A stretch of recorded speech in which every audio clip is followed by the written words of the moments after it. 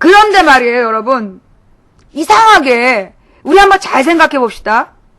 한 2, 3, 그러니까는 언제 2007년부터 그 여성부 까는 2007년부터 여성부를 까는 굉장히 조직적으로 움직이는 그룹이 있었잖아. 그죠? 여성부를 조직적으로 까는 그룹이 있어. 그래서 항상 그 여성부를 없애야 된다 이런 말을 막 하는데 이상하게 걔네들 성향이 새누리 성향이 강했단 말이야. 새누리 성향이 강한 애들이 이상하게 왜 여성부를 깔까? 그러면서 여성 비하를 왜 했을까? 그랬단 말이야. 그죠? 걔네들의 성향이 새누리 지지자들이야. 근데 꼭 여성부를 비하하고 여성 비하를 했어. 그런데 요즘에 조금 줄어들었잖아, 걔네들이. 그지? 굉장히 심했잖아요. 그게 하여튼 여성부 비하했던 게 가장 강했던 게 언제까지냐면 작년까지 굉장히 심했어. 여성부 비하가. 여성 비하지, 여성 비하. 여자도 군대 가라 막 이러면서. 그런데 작년부터 서서히 줄어들더라고. 그러더니 이제 올해는 거의 여성부를 폐지해라 이건 몇 명 안 남았어. 그죠? 안 그래요? 거의 몇 명 안 남았어. 그리고 도리어 지금은 도리어 얘네들하고 어떤 논쟁, 지네들끼리야. 지네들끼리 논쟁을 하는데 여자는 대통령 하면 안 된다. 그런 논쟁을 해. 지네들끼리. 옛날에 내가 본 아이디어 둘이서 막 여성부 비판했던 놈들인데 여자가 대통령 하면 안 된다 한 놈이 얘기해. 그럼 한 놈이 그거는 성차별적인 의식이다. 그러면서 선진국적인 마인드가 아닌데 막 둘이서 막 논쟁을 하는 거야. 둘 다 옛날에 여성부 욕했던 애들인데. 이게 이제 여성표를 자극하려는 거야. 여성 대통령. 여성 대통령 이슈를 던진 거였던 거야. 아동 청소년 보호법도 그거야. 여성 대통령이 나와야 우리나라의 성범죄자에 대해서 강력한 처벌한다. 아청법도 얘네들이 펼치는 논리야. 이 박근혜가 피는 논리가 아니라 그 박근혜 지지자들이 여성 비하 발언을 막 해서 여성이 대통령 돼야 된다는 반론을 이끌어내고 아동 청소년법을 막 주장하면서 여성 대통령이 나와야 성범죄자가 줄어든다. 그런 주장을 이제 막 만들어가는 거야. 그걸 얘네들이 논리를 양산하고 있더라고. 찾아보니까. 한번 봐요. 여러분도 이름을 딱 찍어갖고 걔네들을 지금 막 그 여성에 관한 아청법 논쟁한 애들을 추적해봐봐. 신생 아이디면 IP를 추적을 해보면 나와. 그래서 여성 대통령에 대한 여성 비하를 통한 여성 대통령 그 여론을 만들려고 하는 거였던 거야. 아니요, 성범죄 기사가 언제 있었던 게 아니야. 언제나 성범죄자 기사가요. 지난번에 그 신문 기사 좀 누가 찾아봐봐. 성범죄 기사가 이명박 정부 들어서서 지나치게 늘어났다. 그거 누가 미디어 오늘인가에서 추적 분석을 했어. 과거 정권에 비해서 이명박 정부 들어서서 성폭력 기사가 지나치게 많이 보도되고 있다. 굉장히 자극적이고 성폭력이라는 기사를 쓰기 위해서 몇 년 전 사고까지 갖다 써. 몇 달 전 사고, 몇 년 전 사고까지 막 갖다 써요. 언제나 있었던 게 아니라 이명박 정부 들어서서 성폭력 기사, 성범죄 기사를 더 많이 써. 그 기사 있어. 찾아봐. 너무나 이렇게 기사를 많이 쓰고 있는 거야. 보도를 막 과열 보도를 한 거야. 그게 뭐냐면 여자가 대통령이 돼야 성범죄를 막을 수 있다라는 그런 여론 작업을 위해서. 그래서 아청법으로 막 논리를 만든 거야. 뭔 말인지 알겠지? 논점이 뭔지 알겠어? 그 기사도 있어요. 한번 찾아보세요. 자, 그렇다면 박근혜가 여자라서 대통령이 될 수 없는 걸까요? 박근혜가 대통령이 될 수 없는 이유에 박근혜가 여자라서? 절대 아니에요. 박근혜가 여자라서 대통령이 될 수 없다. 그거는 말도 안 되는 얘기야. 나는 정말 그 말에 반대해. 여자라고 왜 대통령이 안 되겠어? 박근혜가 대통령이 될 수 없다. 여자라서 될 수 없다. 그건 정말 편견이고 여자가 대통령 될 수 있다라는 반론을 이끌어내기 위한 내용인데 나는 도리어 이렇게 주장하고 싶어. 여성 대통령이 필요한 이유가 뭘까? 대한민국에 여성 대통령이 필요한 이유가 뭘까? 대한민국에서 평범한 여자로 살아간다는 것이 얼마나 힘든지를 아는 사람. 나이 60의 여성이라면 적어도 층층시야. 지금 60대 어르신 여성들은요 다 결혼해갖고 냉혹한 시집살이 해봤어요. 60세 어머님들은 지금 전부 다 이 시집살이의 서름을 다 겪은 사람들이야. 그렇잖아. 시집살이 사라진 지 몇 년 안 돼. 지금의 60대, 박근혜가 60세 아니야.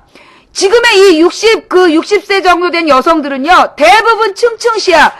시금치도 싫어해, 시자 들어간다고. 그렇게 이 시어머니들한테 구박당하고, 시누이들한테 시집살이하고, 그러면서 자식들 키우고 남편 뒷바라지 했는데, 남편이 또 갑자기 명퇴당해가지고 하루아침에, 쫓겨나면, 그리고 나서 나이 든 몸으로 식당에 아르바이트를 하러 다녀야 됐던, 그리고 자식들은 커가는데, 애들이 취직은 안 되고, 이래저래 죽지 못해 사는 나이. 그 나이야. 박근혜 나이가. 아니야? 맞죠?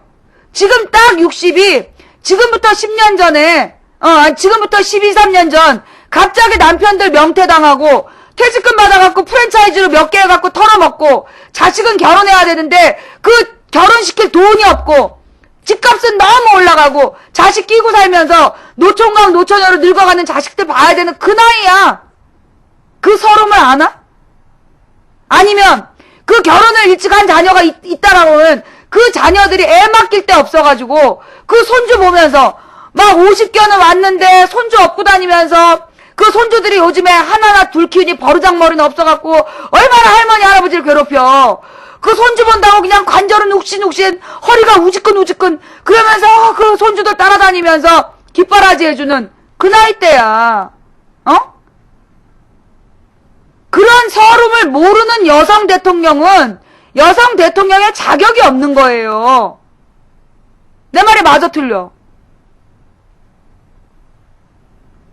정말로 배 아파서 자식 낳아보고 우리나라에서 자식을 키우면서 사교육비로 월급의 절반 이상을 내보고 그렇게 키웠는데 백수인 자식 보면서 속에 천불 나봐야 되고 잘 나가던 남편이 갑자기 명예퇴직 돼갖고 집안이 풍지박산 되는 것도 경험해보고 시어머니한테 이 시집살이하고 손주들한테 지금은 이 60대가 며느리 시집살이 하잖아. 그러면서 손주 키우면서 개고생하고 군대 간 아들 때문에 가슴 졸여보고 이 아파트를 돌면서 내 자식 어떻게 별일 당할까봐 걱정하는 그 시대의 여성들의 고통을 모르는 여성 대통령이 무슨 여성 대통령이야. 박근혜의 성별이 여성이라서 안 되는 게 아니라 대한민국의 일반적 여성들의 고통을 모르기 때문에 안 된다는 거야.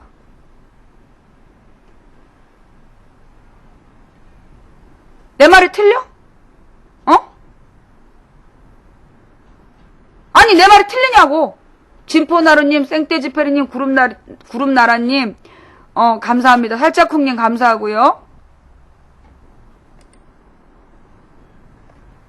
박근혜가 여자라서 대통령이 될 수 없다가 아니라, 그 나이 때 여성들이 겪은 어떤 고통도, 안 겪어봤기 때문에 안 된다는 거야.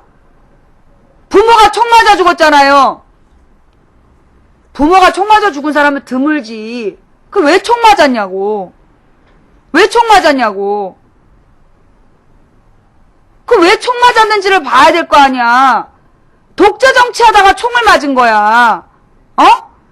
단지 부모가 총 맞아 죽었다고. 물론 그 어머니의 죽음에 대해서는 안타깝지요. 안 그래? 이게 통일이 된 남북이 평화 무드였으면 그 어머니가 안 죽어도 돼. 누가 이 남북의 평화를 짓밟았어? 왜 독재 정치하다 총을 맞냐고. 그런데 말이에요. 누가 그러더라고. 그 할아버지 할머니들이 박정희 시대에 대한 향수의 본질을 바로 봐야 된다. 박정희 시대에 대한 박정희 때가 좋았다라고 얘기한 할머니 할아버지들의 그 본뜻을 또 알아야 된다. 이게 새로운 주제야 또. 이 여성 대통령 얘기 넘어가고 다음 주제야. 왜 노인분들은 박정희 시대에 향수를 가질까? 그때보다 지금 훨씬 잘 살잖아. 근데 왜 박정희 시대가 더 좋았다라고 얘기할까요? 누가 되게 정확한 지적을 했어. 그때 그분들의 청춘이었다. 지금 7, 80대 분들이 지금부터 3, 40년 전, 응? 지금부터 3, 40년 전, 그때 그분들의 청춘이었다는 거야.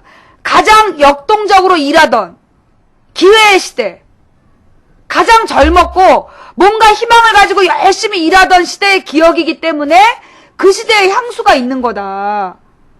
몰랐잖아. 나는 그거 몰랐어.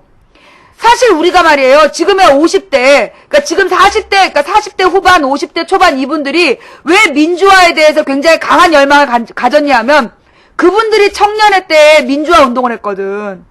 80년 민주화 운동에 그분들이 함께 했기 때문에 50대 초반에서 40대 이 중반 이후가 민주화에 대한 강한 열망이 있는 거야. 그게 청춘의 때의 화두였거든.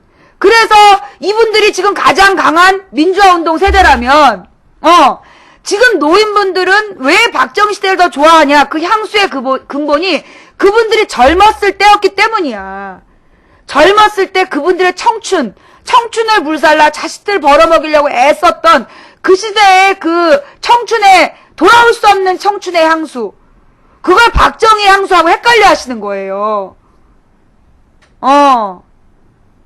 뭔 말인지 알겠어요?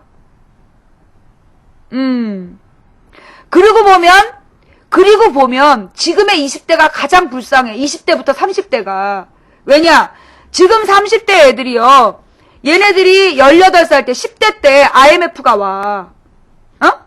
지금 그러니까 15년 전이지. 얘네들이 15 지금 나이 30된 애들이 가만 보면 그러니까 지금 20대부터 그러니까 30대 초반까지 애들의 공통점. 굉장히 자기 의사 표현을 공개적으로 잘 못해.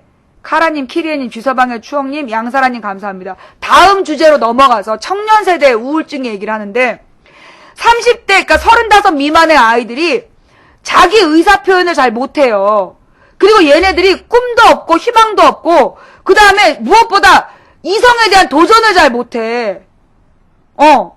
이성에 대한 도전을 잘 못하고 얘네들이 35세 미만이 포기한 게 뭐냐? 결혼, 그 다음에 연애, 육아. 세 가지를 포기하고 있다는 거야.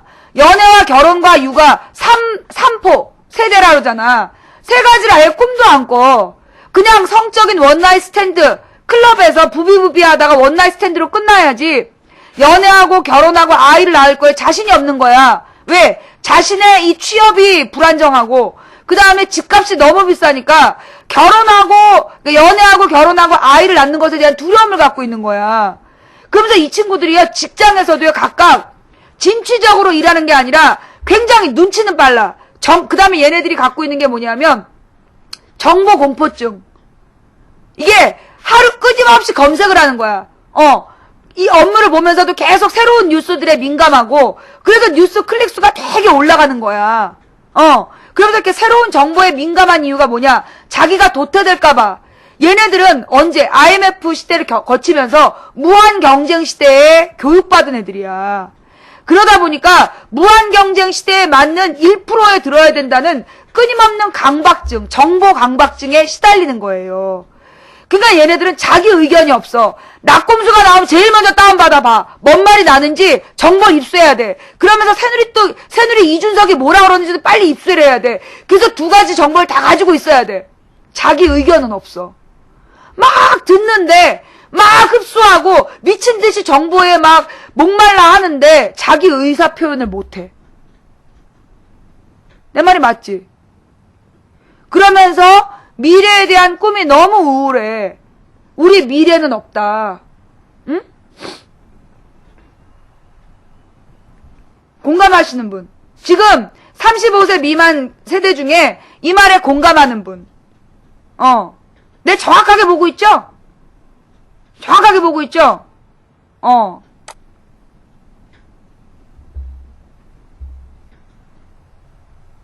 이게 내가 잘난 게 아니야. 사실 나도 이런 식으로 분석은 지금 오늘 처음 해봐. 다 누가 가르쳐 준 거예요. 예. 우리 시청자의 채팅창을 통해서 또는 그 설교 말씀을 통해서 이렇게 깨달은 바인데, 그거예요. 그러면 지금 35세부터 이 40대 중반까지, 내 나이 때까지, 이 사람들은 어떠냐? 이 사람들도 미래가 없다고 생각해. 결혼해서 아이를 낳은 사람들은 다행인데요. 실제로 우리 세대 중에, 그러니까는 이제 한 40대 중반까지, 내 나이가 40대 중반이잖아. 우리 세대까지 결혼 안 한 사람이 한 20% 되는 것 같아. 내 주변에 한 20% 돼. 결혼 안 하고, 그 미혼을 유지한 사람이 한 20% 정도 되는데, 그 이유가 뭐냐, 그 사람들이 한참, 경제사회에 뛰어들어야 될 때 IMF였어. 우리가 한참 경제활동을 해야 될 때 IMF였어. 우리는 기회를 박탈당한 거야. 그래서 비정규직으로 시작한 거야, 우리 세대가. 그러다 보니까 직장이 불안정해. 그리고 끊임없이 떠도는 거야. 그러다 보니까, 그런데 실제로 이 IMF 시대에 나온 드라마들은 어때? 다 재벌의 실장님들, 실장님 전성시대 아니야. 변호사님, 실장님, 박사님이, 모든 여자를, 그 못생기고 성격 나쁘고 뚱뚱한 여자애를, 가난하고, 그런 애를, 나만 바라봐! 이러면서 막 그 재벌의 아들들이 와서 다 쓸어가고, 그러면서 이 여자들은 막 그 명품에 막 목말라 하는 그런 문화를 거치면서 여자는 다 그래. 그렇게 해버린 거 아니야. 그래서 차마 자기 자신에 대해서 자신감도 갖지 못하고 이성에 대한 자신감도 갖지 못하니까 대취를 못해. 그래서 자기보다 못한 여자를 찾다 보니까 베트남이나 필리핀이나 우즈베키스탄이나 이런 데 가갖고 신부들을 데려다가 이 문화적인 충돌. 우리나라 여자하고 만나도 10년은 싸워. 그래야 이제 이해하기 시작하는데 문화적 바탕이 다른 이 중국 사람, 베트남, 필리핀, 우즈베키스탄 데려다 놨으니 얼마나 싸워. 그러니 폭력 사태 일어나고 막 가출하고 사기꾼이라고 서로 고소하고 난리가 나는 거 아니야. 그게 우리 세대의 아픔이야. 이것도 IMF 때문이지. 이거 공감하는 사람. 그 나이 때다. 내 주변에 그런 사람 많이 봤다. 이게 또 우리 세대가 겪은 일들이에요. 그러다 보니까 요 45세 미만의 문화가 이제 그렇더라는 거야. 그러면서 지금의 25세 미만은요 더 심각해. 지금 내가 착목해서 보고 있는 게 25세 미만인데 얘네들은 진짜 심각해. 언젠가 여러분 요즘에 안녕하세요라는 KBS 무슨 예능 프로가 유행하는 거 알아요? 뭐 국민 고민 무슨 국민 고민 뭐 해결한다는 예능 프로인데 이런저런 고민 가진 사람들이 나와서 사연을 얘기하고 그 고민에 공감하는지를 따지는 프로예요. 근데 거기에 나온 젊은이 중에 하나가 자기는 그냥 월급 100만 원 정도 받는 아무 일자리나 있고 옥탑방 같은 거 하나 있고 컴퓨터 게임이나 할 수 있는 그렇게 살다 죽었으면 좋겠어요 라는 아들 때문에 고민하는 아버지가 나온 거야. 고민하는 아버지가 나와서 아들이 너무 꿈이 없이 살아간다. 아들을 좀 바꿔달라라는 고민을 했어. 근데 실제로 우리나라 25세 미만의 젊은이들 중에 상당수가 그래. 그런 사람 있죠?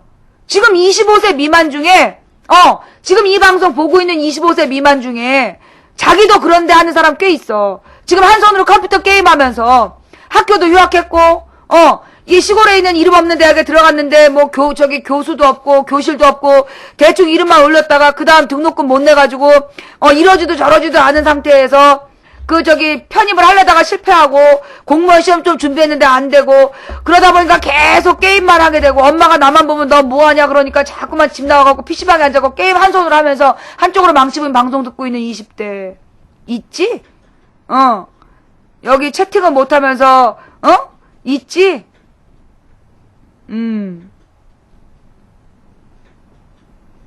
꿈이 없어, 꿈이. 청춘의 낭만도 없고, 꿈도 없어. 예. 그러다 보니까 이 친구들이요, 얘네들은, 그러니까 우리 때는 술을 마시면, 20대 때 술을 마시면, 어울리기 위해서야. 그런 놈 없는데, 찔리지? 찔리니까 그런 놈 없는데라고 얘기하는 거지. 지금 이 시간에 여기서 채팅하고 있으면서 아니라고 얘기 안 하는 게 널 위한 길이야. 우리 때는요, 술을 마시는 게 사람을 만나기 위해서 술을 마시는 거였어. 술 취하기 위해서 술 마신 게 아니라 사람을 만나기 위해서, 어울리기 위해서. 우정을 이야기하고 나라를 이야기하고 정의를 이야기하고 역사를 얘기하기 위해서 술을 마셨지 취하기 위해 마시지 않았어. 근데 지금 20대 애들은요 가끔 술집값 지나가다 보잖아.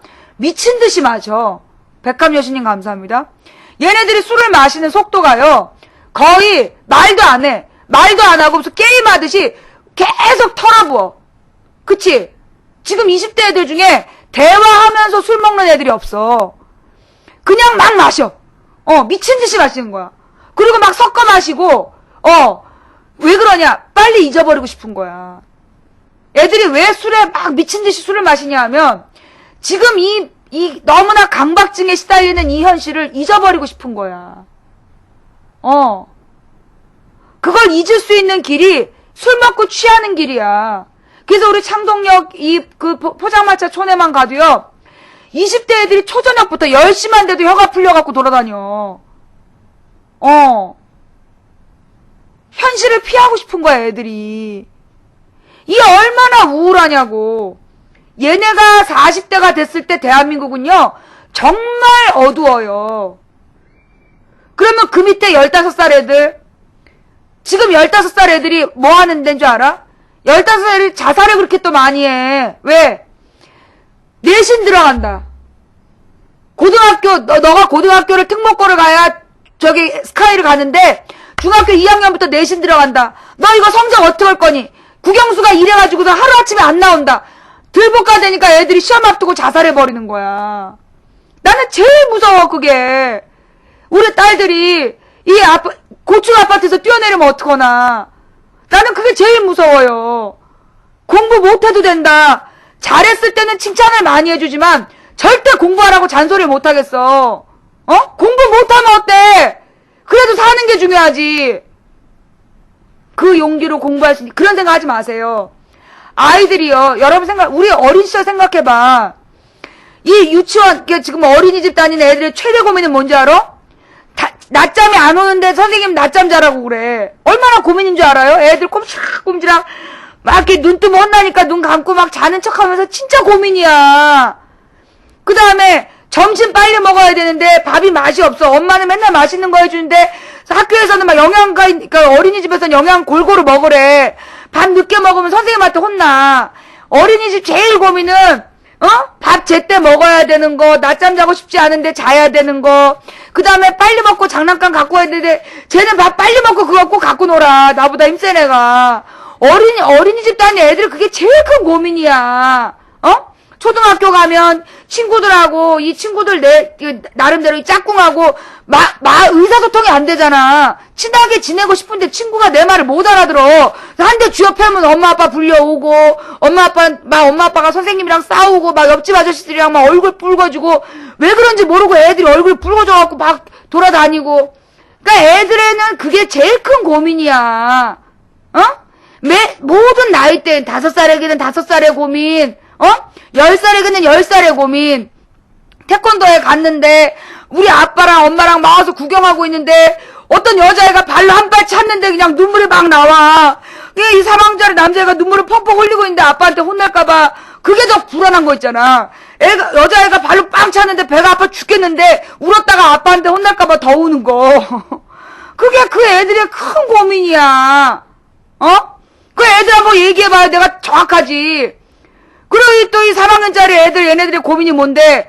구몬 2주일치 밀린 거.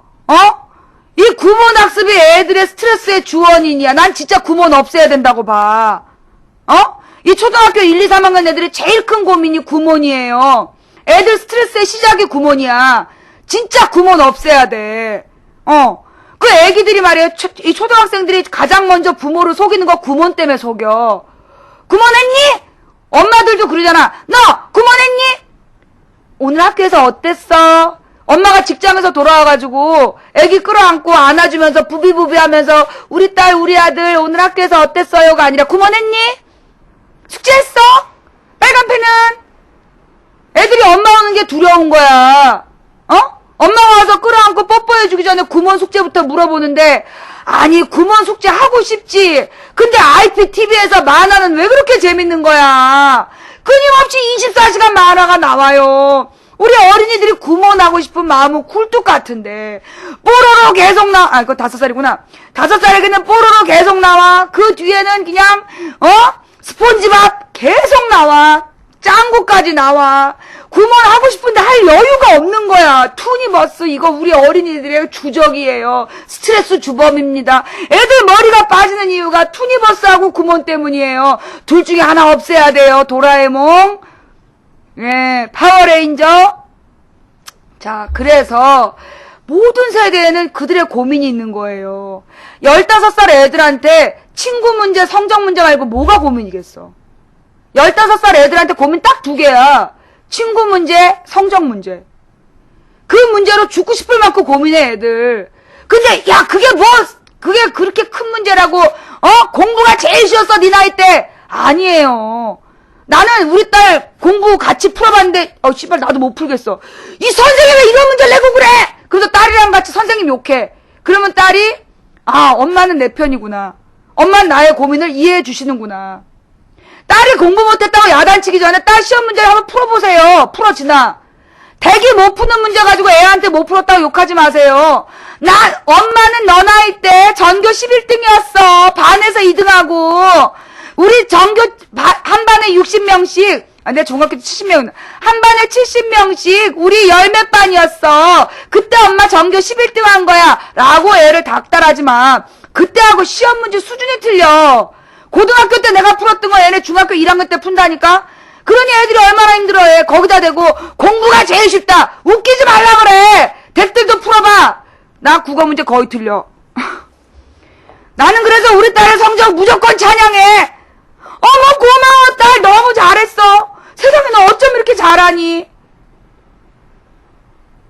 우리 아이들에게는요 정말 격려가 필요해. 격려가. 그런데 그럼 왜 애들 이렇게 들뜨볶냐? 공부 잘하는 놈만 성공하는 더러운 세상. 공부 잘하는 애들만 행복해지는 더러운 세상.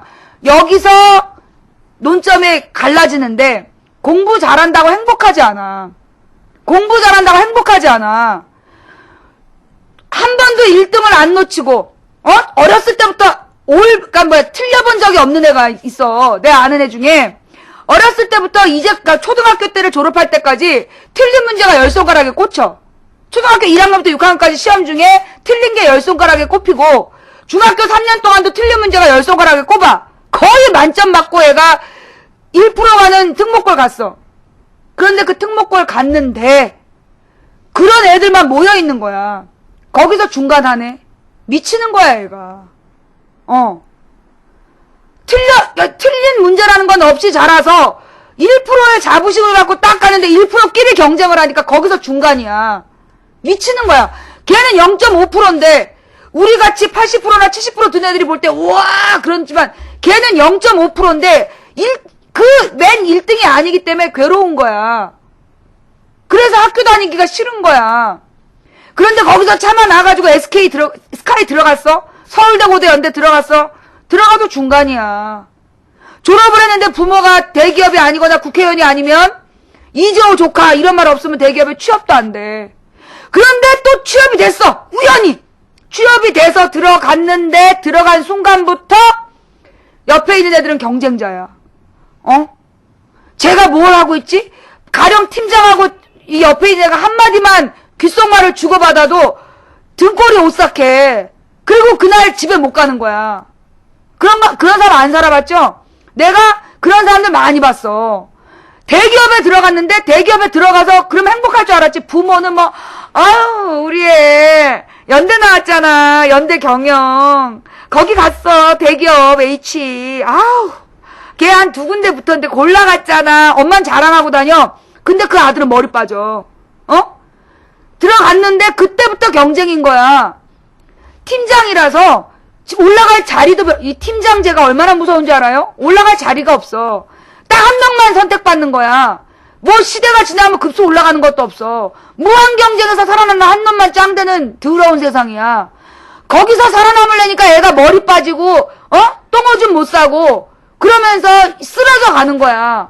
자기 아들이 갑자기 아침에 출근하다 픽 쓰러져야 그때 엄마가 아는 거야. 얘 너 왜 이러니? 과도한 스트레스로 애가 뇌 핏줄에 문제가 생긴 거야. 내가 그런 집 안다니까요. 그런 사람 많이 봤지? 물론 많이는 못 봐. 1%들 얘기니까. 나는 그런 사람도 봤어. 그러면 그래도 막 열심히 잘하는 애들, 내 아는 애가 또 그 대기업 뭐 아주 유능한 그 핵심 부서에서 잘 살아. 근데 걔는 결혼할 때 대부분 그 부서엔 다 재벌집 와이프야. 차 외제차야. 모두 외제차.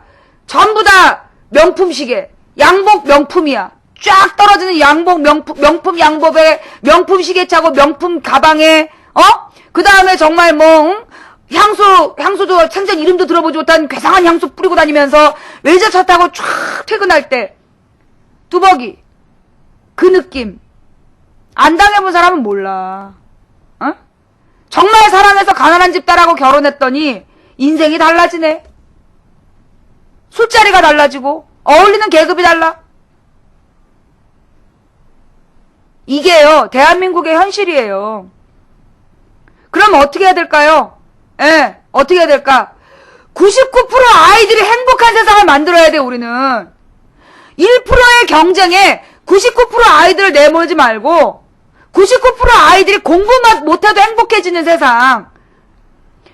광고 중에 이런 게 있어요. 우리 어렸을 때는 많은 아이들이 과학자를 꿈꿨습니다. 그런데 지금은 과학자를 꿈꾸는 아이들이 없어졌습니다. 오로지 스타. 스타가 되기 위해서 우리 딸 반에도 누가 이제 연예인 공부를 하고 있어. 돈 수억 들여갖고 연예기획사에 가가지고 돈 쏟아부으면서 그 어린애가 잠도 못 자고 춤 연습하고 음악 연습을 해. 키가 안 커. 그래서 과학자가 사라지고 꿈이 사라진 시대야. 이런 대한민국에 미래는 없어요.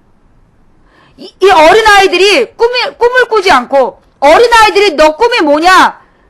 판사, 검사, 의사, 박사 라고 친 애들은 1%에 들어간 애들이야. 1%의 자녀들은 그런 꿈을 꿔.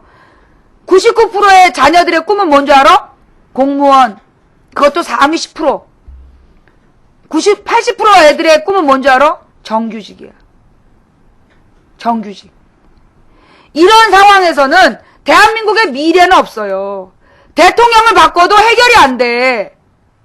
여러분 있잖아요. 누가 글 잘 쓰는 사람이 문재인 후보의 저기에다가 국민명령 1호에다가 공립대학 설립법을 추진해달라고, 공립대학 설립법 추진을 좀 걸어주세요. 지금 우리나라에 필요한 건 공립대학을 늘려야 되는 거야. 난 이거 내 철학이고, 내가 볼 때 이건 내 사상이야. 응? 공립대학이 늘어나야 돼요. 그래서, 이 등록금, 민간대학의 등록금 반값 낮추라고 할 필요가 없어. 모든 도에, 모든 시에, 모든 군에 공립대학을 만드는 거야. 공부하고 싶은 애들은 정말 20-30만 원만 내고 공립대학을 다닐 수 있게 방통대 수준의 공립대학을 만들어야 돼. 교수를 어디서 충원하냐고? 우리나라 놀고 있는 박사님들 너무 많아. 해외 유명 대학에서 박사학위 따가지고 왔는데 서울대, 연대, 고대만 교수직을 가. 그래서 보따리 장사하는 강사들이 얼마나 많은데 그 박사님들 교수로 계약해가지고 하는 거야. 공립대학 설립운동. 공부하고 싶은 사람은 누구나 돈 안 들이고 대학 공부할 수 있는 그런 세상을 만들어야 돼. 그래야 대학 가기 위해서 애들이 죽고 못 사는 이 사회를 없애는 거야. 그리고 이 공립대학들이 정말 해외에서도 탐나는 인재들을 키워내야 돼.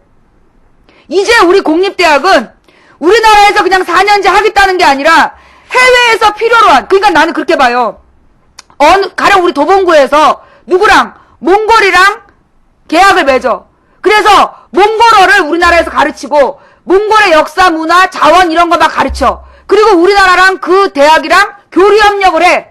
그래서 서로 정보를 주고받는 거야. 그래서 나중에 우리나라에서 자란 아이가 몽골에 가서 사업할 수 있는. 노원구는 러시아에 있는 무슨 대학하고 관계를 맺어.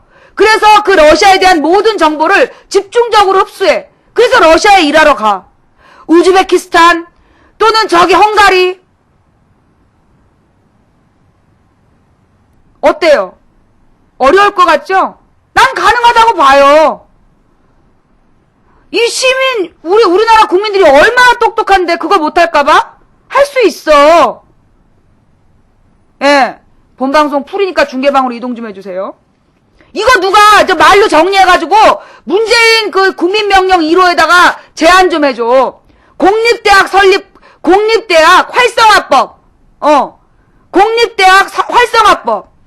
그래서 이렇게 뭐예요. 괜히 공항 짓고 쓸데없는 건물 지을 돈으로 대학을 설립하는 거야. 소규모 대학.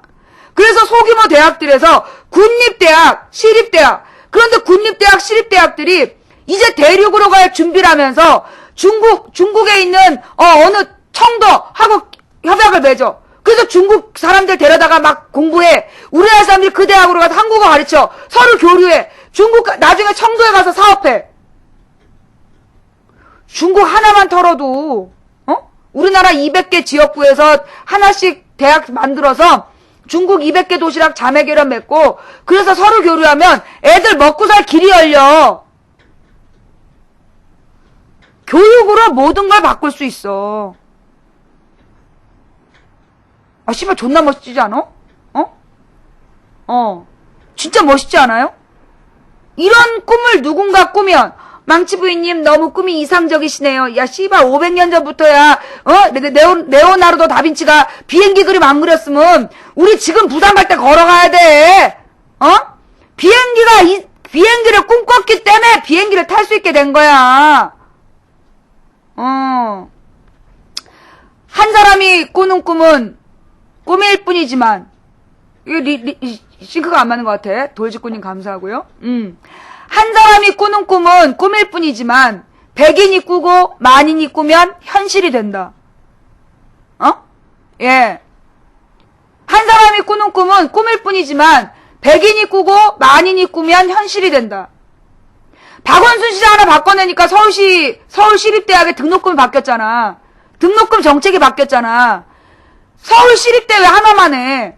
구립대학 예산으로 그걸 교육부에서 쓸데없이 예산 다 쓰지 말고 무슨 특목고에다 쏟아붓는 예산 싹 뺏어가지고 공립대학 설립운동을 하면 거기 나눠줘. 거기 나눠주면 그 다음에 더 웃긴 거 내가 이 아이디어를 왜 했느냐. 우리 동네에는요 크게 지은 건물에 상가가 저기가 안 돼. 분양이 안 돼. 그러니까 점포가 없어가지고 5년째 놀고 있는 건물이 있어. 내가 그걸 보면서 느낀 거야.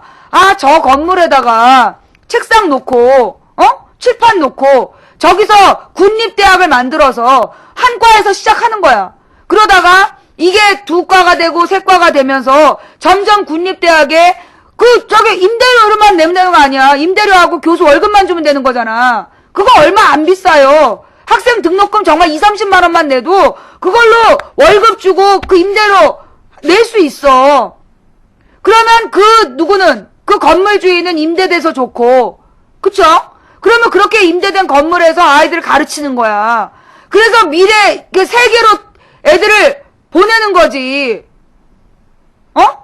그게 가능하다니까? 예. 이제 우리나라 국민들이 꼭 가져야 될 자세는 우리나라 안에서 먹고 살 생각하지 말아야 돼. 우리나라 안에서 먹고 사는 건요 한계가 있어요. 예, 우리나라 안에서 먹고 사는 거는 한계가 있으니 그 대학에 대해서 여러분 이제 외국에 파리 대학 갔다 온 사람 얘기를 들으니까 우리는 그럼 대학 캠퍼스 경희대 그래가지고 막 입구부터 막 체대 있고 치대 있고 막 가정대 있고 쫙 올라가면서 막 맞은편 대학원 있고 저 위쪽에 가면 물리대 음대 정경대 한의대 법대를 막 이렇게 모여있는 멋진 캠퍼스 생각하잖아. 유럽 대학은 안 그래. 건물 하나야. 건물 하나씩 이렇게 막 공대도 있고 막 그냥 건물 하나 임대해가지고 그냥 대학 해. 그래야 된다니까요. 우리나라가 대학 캠퍼스, 막 멋진 그런 거 생각하면 안 되고, 우리 실용주의적으로 가자고. 예, 실용주의적으로 그런 공립대학들을 만들고, 그 공립대학에서는 애들이 그러니까 골라가는 거야. 고등학교 아이들이, 이 공립대학들, 전국에, 시립대학, 도립대학, 군립대학들이 있는데, 어느 군립대학은, 러시아 어디하고, 그 결연을 맺어서 서로 막 산학 지원을 하고 있다. 그럼 애들이 거기 골라가는 거야. 그러면 원래 그 동네 사는 애가 아닌데 거길 가겠지? 거기서 4년 동안 공부하면서 소비하겠지? 그러면 그 지역의 경제가 살아나겠지. 대학 도시가 되는 거지. 자, 그럼 우리가 말이에요. 1%끼리만 경쟁하는 이 나라의 틀거리 속에서 애들 들볶지 말고 다 갈아엎어서 99% 아이들에게 기회의 땅을 만들어줘야 돼요. 99% 아이들에게 기회의 땅. 전 세계에서 게임도 우리 애들이 제일 잘해. 전 세계에서 게임도 우리나라 애들이 제일 잘한다고. 그런데 그 애들이 게임하면 죄인이 되잖아. 게임을 잘하면, 이 게임을 갖다가 다른 나라에서, 아까 그 되게 중요한 얘기 나오잖아. 미국에서는 게임을 활용해서 교육한다. 게임을 활용해서 교육한다. 아니, 하다못해 말이에요. 그 역사 문제 같은 경우도 컴퓨터 게임을 통해서 낱말 맞추기. 그러면 애들이 그거 하면서 역사를 외울 거 아니야.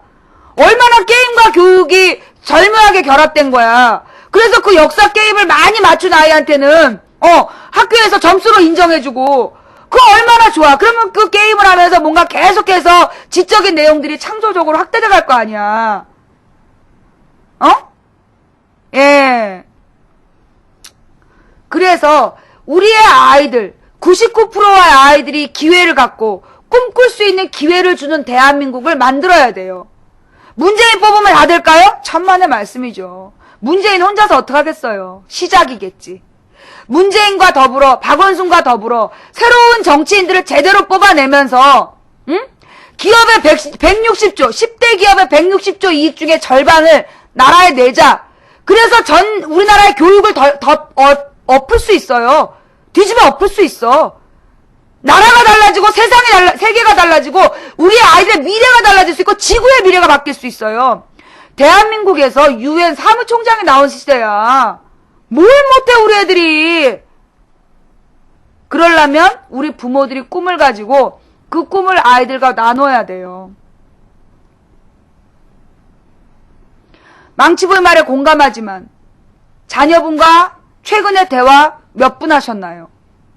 최근에 자녀분하고 공부 이외에 인생에 대한 이야기, 친구에 대한 이야기, 대화 몇 분 하셨나요? 자녀가 좋아하는 음악을 같이 들어보신 적은 있으신가요? 얼마 만에 10분 대화하셨나요? 먹고 살기 바빠서 엄마도 아르바이트하고 엄마도 투잡 뛰고 아빠도 투잡 뛰고 간신히 애들 학원비 내니까 애는 학원으로 돌리고 학교 갔다 오면 학원으로 돌리고 엄마 아빠는 투잡 뛰고 우리가 얼마나 힘든 줄 아세요? 애랑 언제 대화하는데요? 그 학원 보낼 필요 없다니까요. 나도 학원 강사 해봤지만 학원 보낼 필요 없어. 그래봤자 우리 애는 90%야. 우리의 90% 우리가 저기 아르바이트 투잡 뛰어가지고 그거 애 학원 보내봤자 서울대 연고대 못 가. 서울대 연고야. 내 안 나오면 명문대학 못 나와. 그러면 그 시간에 차라리 엄마 아빠가 좀 덜 벌더라도 같이 책 읽고 대화하고 하다못해 드라마 한 편을 보고 나서도요 수다 떨 게 얼마나 많은지 아세요? 우리는 어저께 광해를 보고 나와서 역사에 대한 조선 후기사를 막 따라고 이야기했어. 몇 시간이 가더라니까요. 돈 주고 학원에 가서 사회 공부 시키는 것보다 엄마가 책 읽은 거 얘기로 해주는 거 그게 더 좋은 거야. 응? 우리가 문화를 바꿔야 돼요. 나는 이 손학규의 저녁이 있는 삶, 사람이 먼저다에 밀렸지만 사람이 먼저다. 그리고 우리 대한민국의 가족들에게 저녁을 돌려줘야 돼. 그래서 서양에는요, 우리 신랑이 구의원 아주 처음 때, 구의원 아주 초기 때 유럽에 이제 연수를 간 거야. 막 빚을 내가지고 유럽에 연수를 가서 유럽에 열몇 개국, 10개국인가 돌다 왔어. 돌다 와가지고 제일 충격적으로 놀란 게 뭐였냐면, 그 유럽 사람들은 오후 4시 정도 되면 다 집에 간다는 거야. 보통 2시 정도의 업무를 다 끝내고, 오후 4시가 되면 다 집에 갔대. 집에 가 있대. 그래서 오후 4시부터는 전부 이제 운동하러 다니고, 그 다음에 가족들하고 시간 보내고, 그런다는 거예요. 우리는 꿈도 못 꾸는 시대야. 그게 벌써 그게 벌써 15년 전이야. 15년 전 유럽은 그랬다는 거예요. 그러니까 그 유럽 사람들은 3시가 되면 다 퇴근을 해. 그러니까 2, 3시면 다 퇴근을 해가지고요. 자기 운동하고 공부할 거, 뭐 대학 다닐 사람들 대학 다니고, 가족들하고 어울리고, 자기 개발하는 시간을 다 준다는 거야. 그러니 저녁을 늘 같이 먹지. 그런데 대한민국에서 저녁을 온 가족이 같이 먹는 경우 드물어요. 우리도 그래. 우리 가족도 신랑이 정치를 하다 보니까 저녁을 같이 먹는 게 일주일에 거의 드물어. 몇 주에 한 번 저녁을 같이 먹어. 이 별로 그게 옳지 않다. 그래서 우리는 이제 아침을 꼭 같이 먹지. 근데 이게 이상하네.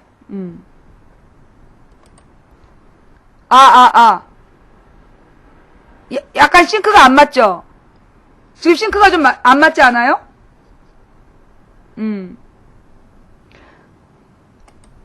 괜찮아요? 싱크가 안 맞는 거 아니야? 나만 틀린가? 예.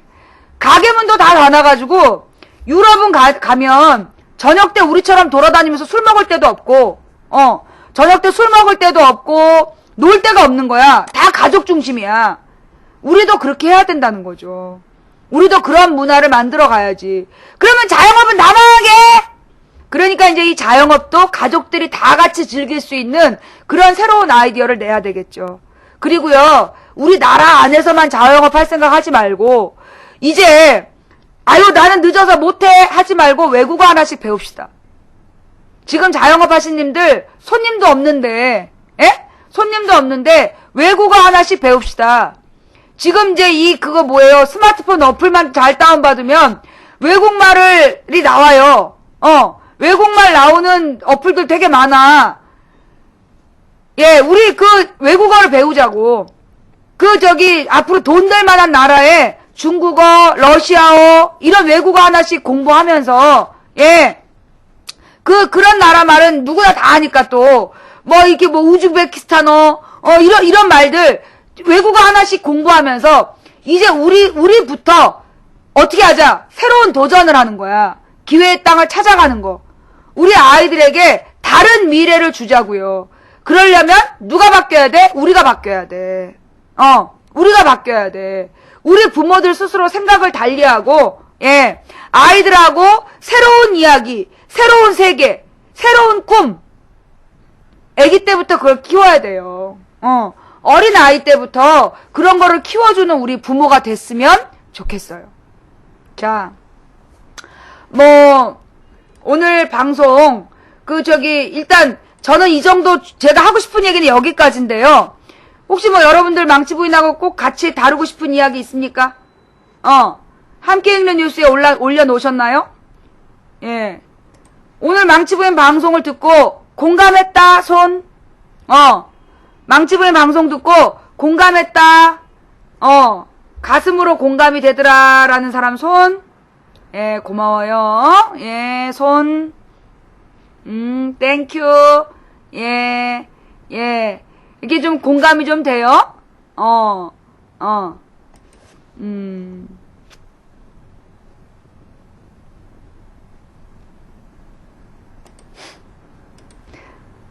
네. 그래요. 다행입니다. 한 사람이 꾸는 꿈은 꿈일 뿐이지만, 100인이 꾸고 만인이 꾸면 현실이 된다.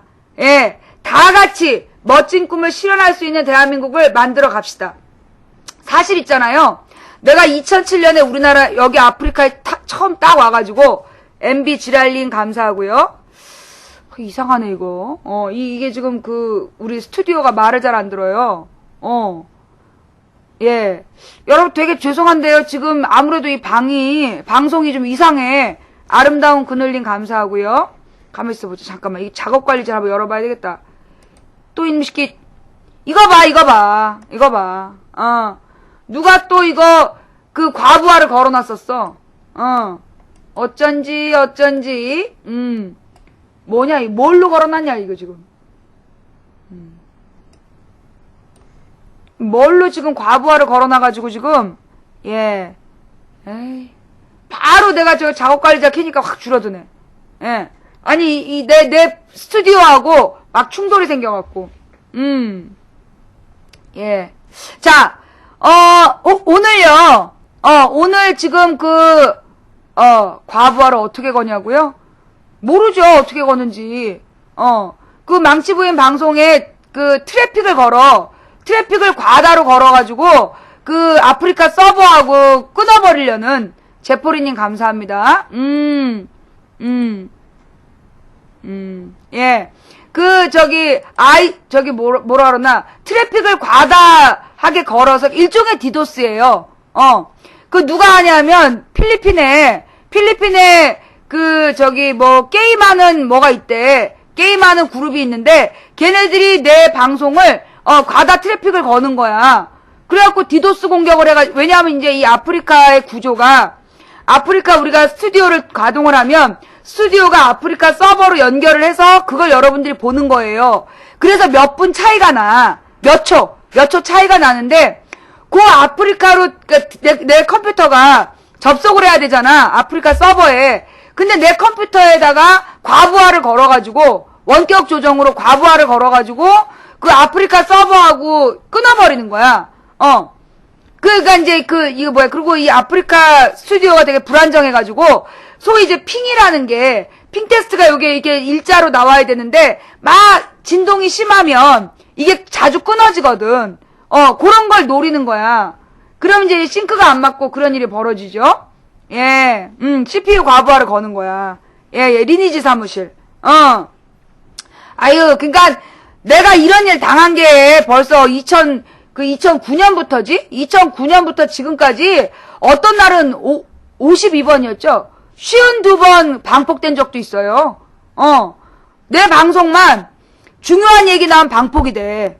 내 방송에서 중요한 얘기 나오면 방폭돼. 며칠 전에도 남영동 얘기하니까 방폭되잖아. 52번이 방폭된 적도 있어요. 그 기록도 있어. 그 인터넷 찾아보면 기록도, 58번이었나? 그런데 58번 방폭을 당하는데요.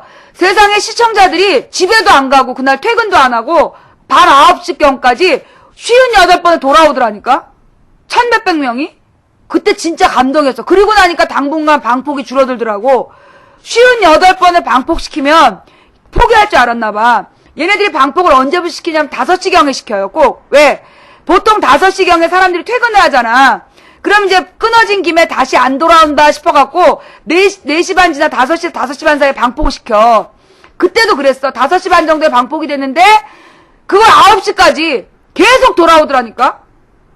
진짜 대단했어요. 그러고 나니까 방폭을 많이 안 시키더라고. 예,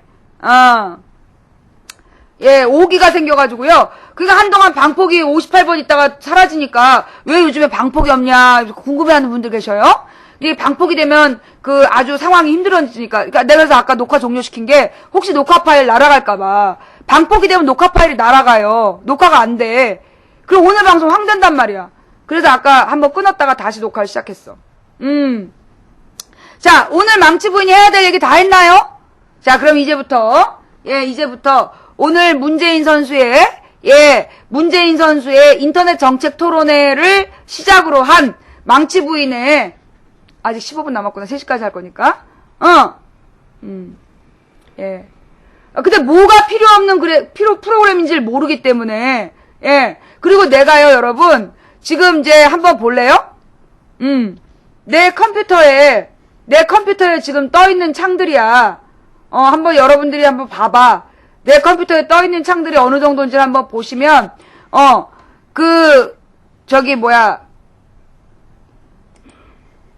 이거 봐. 내 모니터야. 내 모니터가 이렇게 방송할 때 꽉 차. 그래서 이게 지금 막 겹쳐 있잖아. 막 가려져 있고. 그러다 보니까, 그러다 보니까는 지금 이 모니터에서 이게 제일 큰 모니터야, 지금. 상용화된 제일 큰 모니터를 지금 쓰고 있는데, 칸이 모자라. 그 막 겹쳐놓고 쓰잖아. 예. 그러다 보니까 프로그램이 많이 가동되는 것도 있는데, 똑같이 이렇게 써놨는데, 아까 CPU 사용률이 67%까지 올라가 있더라고. 27인치. 근홍근홍님 감사하고요. 페더21님 감사하고요. 그러니까는 이제 막, 잘 못 봐. 대충 모르는 거지. 예. 네네네. 모니터 2개를 붙여 쓸 수 있죠. 근데 그렇게 옛날에 써보니까 화질이 떨어지더라고. 화질이 떨어지고, 이 책상에 컴퓨터가 지금 여기, 하나, 둘, 셋, 넷, 4개야, 컴퓨터가. 근데 이 4개 갖고 지금 모자라가지고 하나 더 사야 되는데, 살 방법이 없어, 지금. 살 방도가 안 생겨. 바탕화면은 지우세요. 컴 부담됩니다. 아, 근데 내가 어디다, 댓글 몰라서 그래. 나 정도 되잖아. 어디다 메모해놨는데, 어디 메모해놨는지를 못 찾아가지고 못 꺼냈어. 그게 어쩔 수 없이 바탕화면에다 이렇게 한 줄로 쭉 세워놓고 쓰는 게 찾지를 못해서 그래. 아이고, 이게 그거 있잖아. 중요하니까 적어놨는데, 중요하니까 적어갖고 어디 깊은 데 넣어놨는데 못 찾아가지고. 가을의 길목님, 뿅아리님, 의정부 조인기님 감사합니다. 근홍기동님 감사하고요. 예, 그래서 그런 거야. 아, 바탕화면 그림. 바탕화면 그림이, 저기에요? CPU를 잡아먹어요? 오, 몰랐네? 배경화면이 CPU를 많이 잡아먹어? 이야, 그렇구나. 그러면, 잠깐만. 개인 설정으로 가서, 바탕화면 어떻게 없애는 건데? 바탕화면,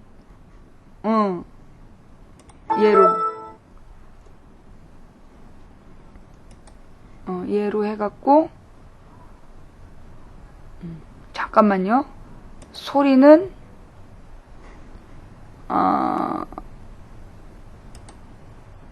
소리 없음으로 하고, 확인. 예. 됐어요. 에이, 그대로구만. 바탕화면 없애도 저기 CPU 사용량은 그대로야. 별로 안 줄어. 아이, 뭐야, 내가 그 사진 못 찾는데. 어떡할 거야, 이제? 아까 그 바탕화면 그거 옛날에 지나간 테마라서 다시 못 갖고 오는데, 지웠는데도 그 CPU 사용량 별 차이도 없구만. 아, 나 몰라, 이거 어떡할 거야, 이거. 내가 그 사진 못 찾는단 말이야. 난 몰라. 내 컴퓨터가 이게 최고 사양이야. 아이씨. 컴퓨터 무전해! 있어요, 망부님? 아, 난 못 찾는다니까! 근홍근홍님 고맙고요. 네. PC 최저가 매일 컴퓨터 끌 때 해요. 네. 하여튼 내 방송이, 그러니까 이게 아프리카가 되게 무거워. 아프리카가 무거운 데다가 사실은 뭐가 무겁냐면 내 녹화 파일이 돌아가는 게 그게 몇 기가예요. 몇 기가짜리 녹화 파일을 돌리는 거야. 그러다 보니까 이 컴퓨터가 계속 무리를 하게 돼. 배경 바꾸기에 있다고요? 아니, 내가 지나가는 걸 임시로 걸어놓은 거기 때문에 내가 지난번에 하나 바꿨더니만 바탕화면 바꾸기 했는데 다시 그 테마가 없어졌어. 메모리 뭐 얼마나 잡아먹는지 모르겠어. 실제 메모리는 40으로 뜨는구만. 아이, 몰라! 나한테 그런 거 왜 시켜? 유잠사님, 근홍근홍님, 힘을 키우자님 감사하고요. 자, 여러분. 오늘 방송 어땠어요? 아침에 9시 반에 시작해서 지금까지 망치부인 고생했죠? 예. 망치부인 아침에 9시 반에 시작해서 지금까지 고생 많이 했죠? 그러니까 이제는 좀 쉬어도 되겠죠? 현재까지 4시간 넘게 방송했어요. 예, 아까 9시 반에 시작해서, 지금까지 지금 한 5시간 반째 방송을 하고 있단 말이야. 그니까 내가 방송을 이제 재방송으로 돌리는 거에 대해서 이의를 제기하면 안 되는 거야. 알았지? 추천 DNA님 감사하고요. 예. 자, 아까 운동 괜히 갔다 왔다 배신감 느낀다 이런 분들 계시는데, 오리가자님, 정화주님 감사하고요. 그니까, 내가 생방송을 하는데 왜 돌아다녀? 쌍둥이님 감사하고요. 예. 자, 가만있어 보자. 뉴스에서 특별한 뉴스 있어요? 지금 중요한 뉴스. 물병 테러 얘기했고요. 승현토마토님 감사하고요. 유신홍주님 감사하고요. 폴님 감사하고요. 가만 있어봐.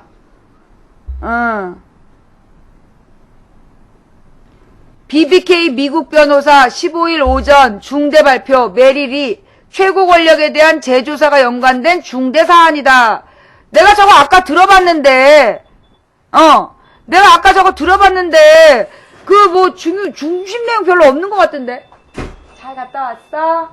내가 누구야? 저것도. 어우, 저 당당함. 예. 가만 있어보자. 나는 별로 중요한 내용 모르겠던데, 그래서 이런 거는 분석 기사는 뷰스앤뉴스가 잘 쓰더라고요. 속보고. 근데 오마이뉴스가 제대로 했구나. 최필립 사건 얘기해야 되는구나, 참. 예. 요거 이제 그 중심 뉴스 몇 가지만, 중요한 뉴스 몇 가지만 하고 넘어갈게요.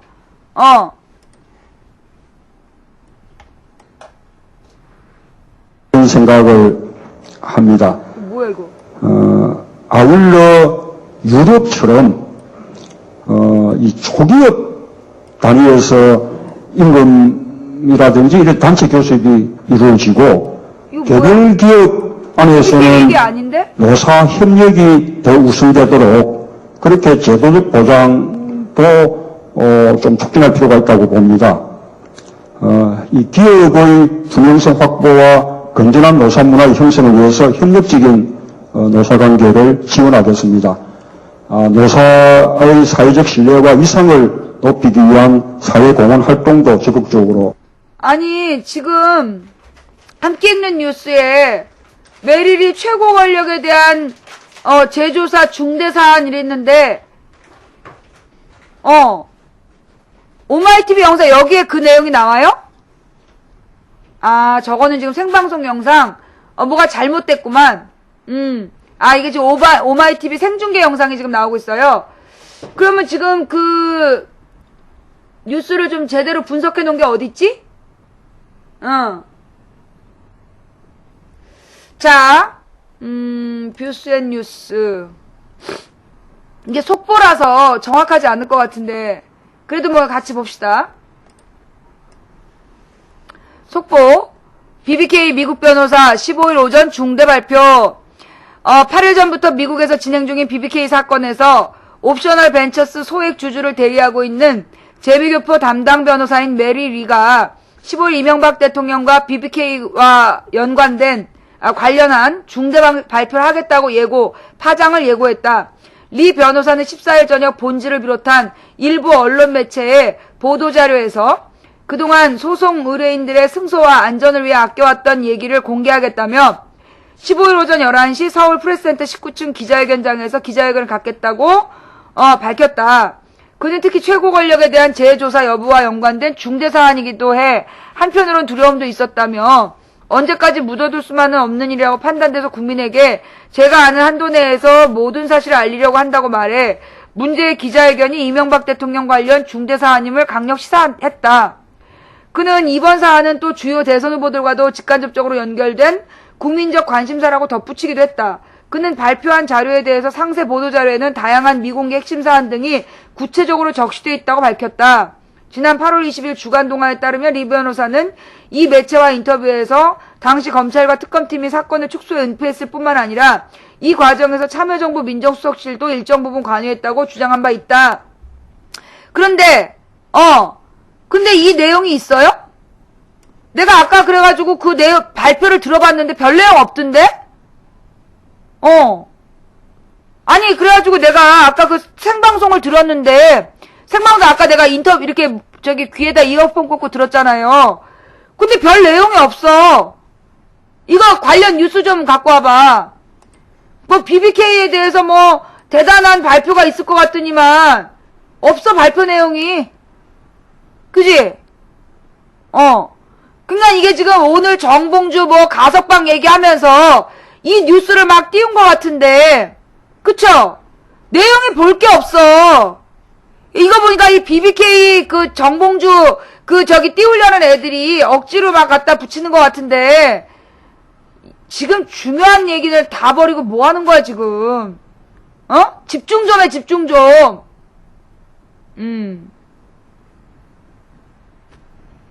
자 새정치 안철수의 새정치의 지향점은 엘리트주의냐?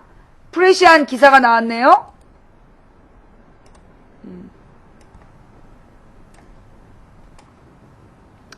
안철수의 반정치 콤플렉스 비판, 정치가는 관료 정치, 청와대 인사권 축소는 민주주의에 어긋난 일. 나는 앞에 그래서 안철수 후보의 새정치가 사실은 민주주의의 부정임을 살펴보았다. 이번 글에서는 그의 새정치가 지향하는 바가 민중에 의한 지배인 민주주의가 아니라 엘리트주의임을 말하고자 한다. 안철수 후보는 출마 선언에서 자신은 정치 경험뿐 아니라 조직도 없고 세력도 없지만 그만큼 빚진 게 없는 만큼 공직을 전리품으로 배분하는 일만큼은 결코 하지 않겠다고 발표했고 이후 비슷한 공약을 내놓고 있다. 10월 7일 정책비전 선언에서는 청와대 인사권을 10분의 1로 줄이고 청와대를 이전하겠다고 공약했다. 또한 8일에는 공천권 때문에 후보들은 국민을 보지 않고 정당과 공천권자만 바라본다며 공천권을 국민에게 되돌려야 한다고 주장했다. 청와대 인사권이 10분의 1로 줄어들면 나머지 10분의 9는 관료들 마음대로 인사가 이루어질 것이다. 과연 이게 옳은 일일까? 물론 대통령과 친하다고 무능력한 사람을 임명하거나 이명박 정부처럼 법의 테두리를 넘는 방식의 인사는 안 된다. 그러나 민주주의 국가의 주인은 국민이요. 국민은 선거를 통해 국정과제를 대통령에게 부여하는 만큼 대통령은 그러한 국민의 뜻을 국정으로 실현해야 한다. 그리고 인사는 그를 위한 가장 중요한 수단이다. 따라서 진보적인 정당이 진보적 공약으로 선거에 임해 국민의 선택을 받았다면 진보적 인사를 공직에 임명해서 공약을 실천하는 것은 국민의 뜻을 실현하는 것이다. 이는 반대로 보수정당의 경우도 마찬가지다.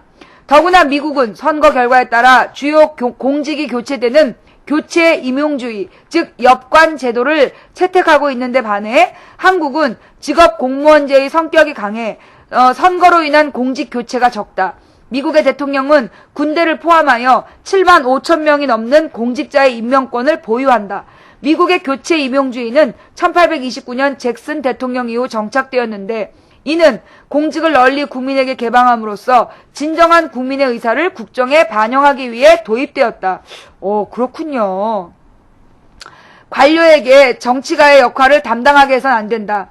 안철수 후보에게 정치정당 정치인은 나쁘고 줄여야 되는 존재인 반면 관료 엘리트 전문가는 좋고 늘려야 하는 사람들이다. 이는 안 후보가 정치, 정당, 민중에 대해서는 불신을, 관료 엘리트 전문가에 대해서는 신뢰를 가지고 있기 때문일 거다. 그러나 과연 한국 관료는 믿을만한가? 전문가들은 항상 객관적이고 옳은가? 그렇지 않다. 한국의 관료들은 스스로를 목민관이라고 부른다. 국민을 기르고 다스리는 사람들이란 뜻이다. 그 뜻대로 우리나라의 주인은 국민이 아니다. 주인은 관료다. 국민은 단지 다스려지고 길러지는 대상이다. 지난 10년간의 민주정부가 기대에 못 미친 가장 큰 이유도 바로 이들 관료에게 국정이 장악되었기 때문이다. 노무현 정부의 한미 FTA, 이라크 파병 등은 모두 관료들의 작품이었다. 이명박 정부조차 초기의 호언장담과는 달리 관료들에 의해 포획되고 말았다. 우리나라 관료들은 그들 간의 강한 인적 네트워크를 기반으로 정권을 넘나들며 강한 생존력과 자기 보호 능력을 보여주고 있다. 이처럼 민주주의 하에서도 관료가 광범위한 국가 자율성을 향유하면서 정책의 결정과 집행에 커다란 재량권을 갖는다면 도대체 선거를 통한 민중의 지배라는 민주주의가 권위주의와 다른 점이 무엇인가? 막스 베버는 소명으로서의 정치에서 행정적 관료에게 정치가의 역할을 담당하게 해서는 안 된다며 이렇게 지적했다. 타고난 관료인 사람, 도덕적으로 높은 수준의 관료적 품성을 타고난 사람이야말로 나쁜 정치가일 수밖에 없으며 책임 개념이 가진 정치적 의미를 기준으로 볼 때는 무책임한 사람이고 그런 의미에서 도덕적으로 저열한 정치가들이다. 뭔 말인지 되게 어렵죠? 타고난 관료인 사람, 도덕적으로 높은 수준의 관료적 품성을 타고난 사람들이야말로 나쁜 정치가일 수밖에 없다. 왜 그랬는지 모르겠는데요. 이건 되게 이 사람이 굉장히 글을 쓴 사람이 말을 어렵게 써가지고요. 뭔 의미인지 잘 모르겠다. 관료는 정치인이 아니다라는 얘기를 하고 있는 거죠. 안철수 후보의 전문가 사랑, 엘리트 사랑은 대단하다. 그 사례가 곳곳에서 나타난다. 10월 7일 안철수 후보는 야권 단일화의 방법으로 3가지, 즉 1. 현장의 국민의 목소리, 2. 전문가 평가, 3. 여론조사를 들었다. 주목할 점은 안 후보가 지금까지 듣도 보도 못한 경선 방식인 전문가 평가를 거론했다는 점이다. 참고로 정치권에서 일반적으로 시행되는 경선 방식은 3가지다. 당원 경선, 일반 당원 경선, 대의원 경선, 국민 참여 경선, 현장 투표, 모바일 투표, 여론조사가 그것이다. 그런데 문제는 전문가 평가 경선이 민주주의 투표의 4대 원칙 중 그 첫 번째인 보통선거 원칙에 어긋난다는 점이다. 보통선거란 사회적 신분, 교육, 재산, 인종, 신앙, 성별 등의 제한 없이 일정 연령 이상이면 모두 선거권을 주는 것이다. 도대체 안 후보가 생각하는 전문가의 기준은 무엇일까? 정치에서 왜 전문가가 국민과 달리 더 특별한 대접을 받아야 할까? 안 후보는 출마 선언문에서도 이후 발표문에서도 전문가라는 표현은 반복된다. 그리고 그 모두에게 전문가는 잘못된 정치를 극복할 수 있는 대안이요 해답이다. 안 후보는 출마 선언문에서 잘못된 정치를 극복하기 위해 현명한 국민들과 전문가들 속에서 답을 구하고 지혜를 모으겠다고 말한다. 이와 관련한 언론은 안 후보의 말이 다른 정치인들과 달리 외래어와 전문 용어를 습관처럼 남발하고 있다고 보도했다. 박상훈 후머니스타스 대표는 안철수 후보의 엘리트주의에 대해 이렇게 비판했다. 지금 안철수 캠프의 법률가 전문가 엘리트는 보이는데 그가 대표하는 사람들이 참여하지 않고 있다. 이렇게 되면 시민들이 안철수 후보를 견제할 방법이 없다. 정당은 당원이 있고 지지하는 노조가 있고 자영업자들은 요구가 있다. 그 안에서 경쟁이 이루어지는데 안철수 후보는 다르다. 기반이 없고 기대할 수 있는 건 개인의 선의뿐이다. 통치자의 선의에 의존하는 체제가 군주정이다. 아직까지 안 후보는 군주정과 엘리트 중심주의의 귀족정 원리가 결합해 있는 형태로밖에 안 보인다. 이게 그 중세적 정치관이죠. 예.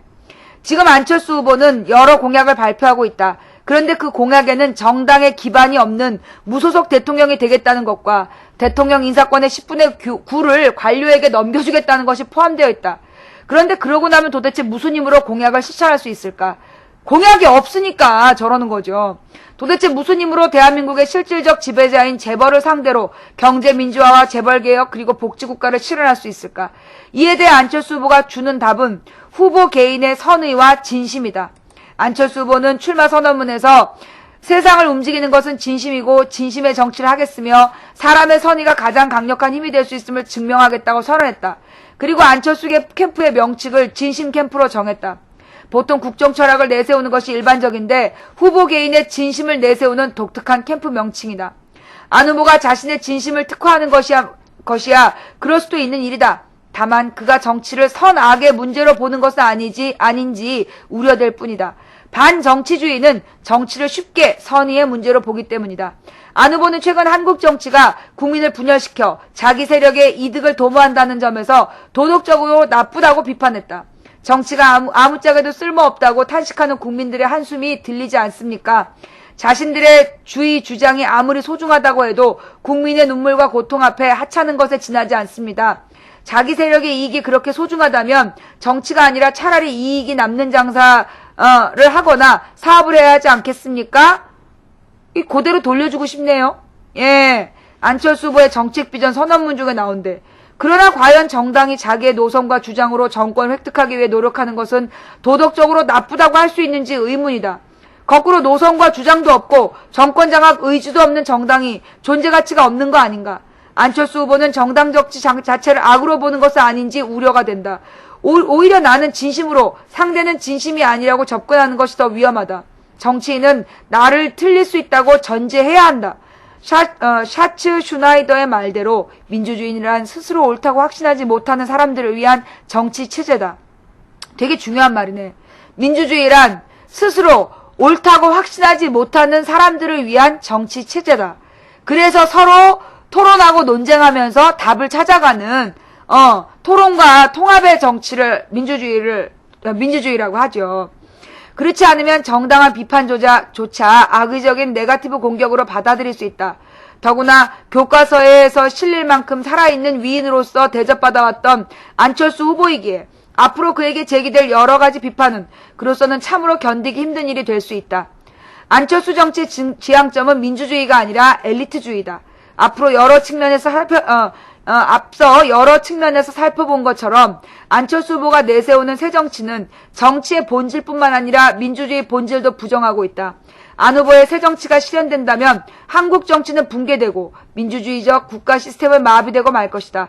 종합적으로 볼 때 안철수 후보가 지향하는 정치는 제도와 시스템에 의한 정치체제, 즉 민중에 의한 지배인 민주주의가 아니라 통치자의 선의에 의존하는 정치체제, 즉 관료 전문가 엘리트에 의한 지배인 엘리트주의의 측면이 강하다. 그리고 안 후보의 이러한 주장의 바탕에는 아주 심각한 수준의 반정치주의, 즉 정치는 나쁜 것이요 가능하면 줄어들어야 한다는 사고가 깔려있다. 그는 정치를 국민 대 정치의 프레임으로 바라본다. 국민이 살기 위해서는 정치를 최소화해야 하고 정치가 커지면 국민이 죽는다고 본다. 이건 굉장히 잘못된 사고방식이죠. 안철수 후보에게 있어 반정치주의는 거의 반정치 컴플렉스 수준이다. 민주공화국인 대한민국 대통령의 첫째 조건은 민주주의 신봉과 민주주의에 대한 폭넓은 이해다.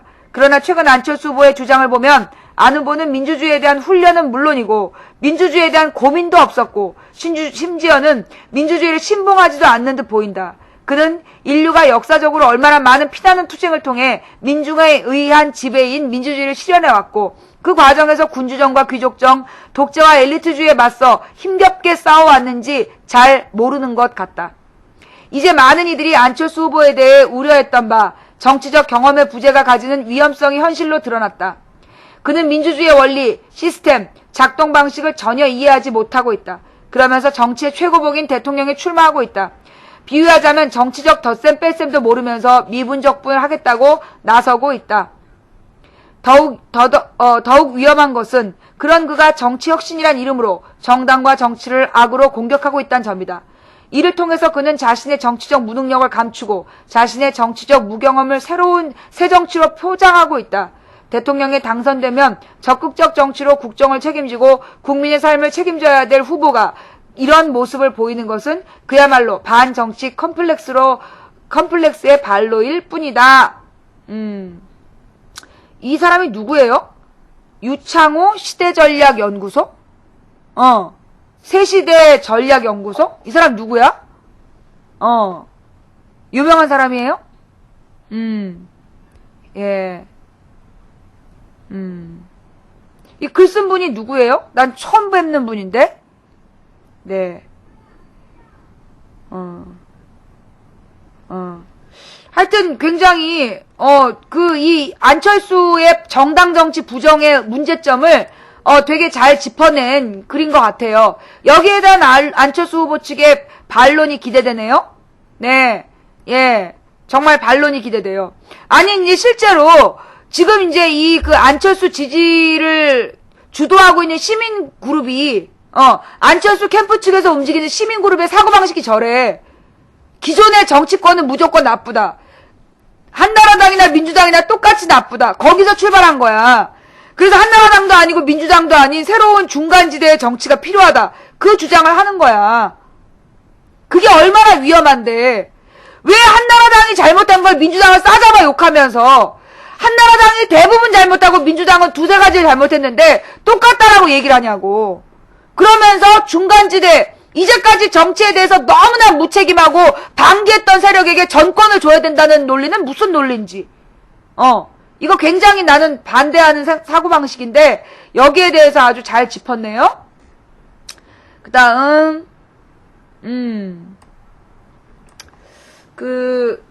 오마이뉴스 아니 함께 읽는 뉴스에 그 BBK 이야기 올라온 거 있어요?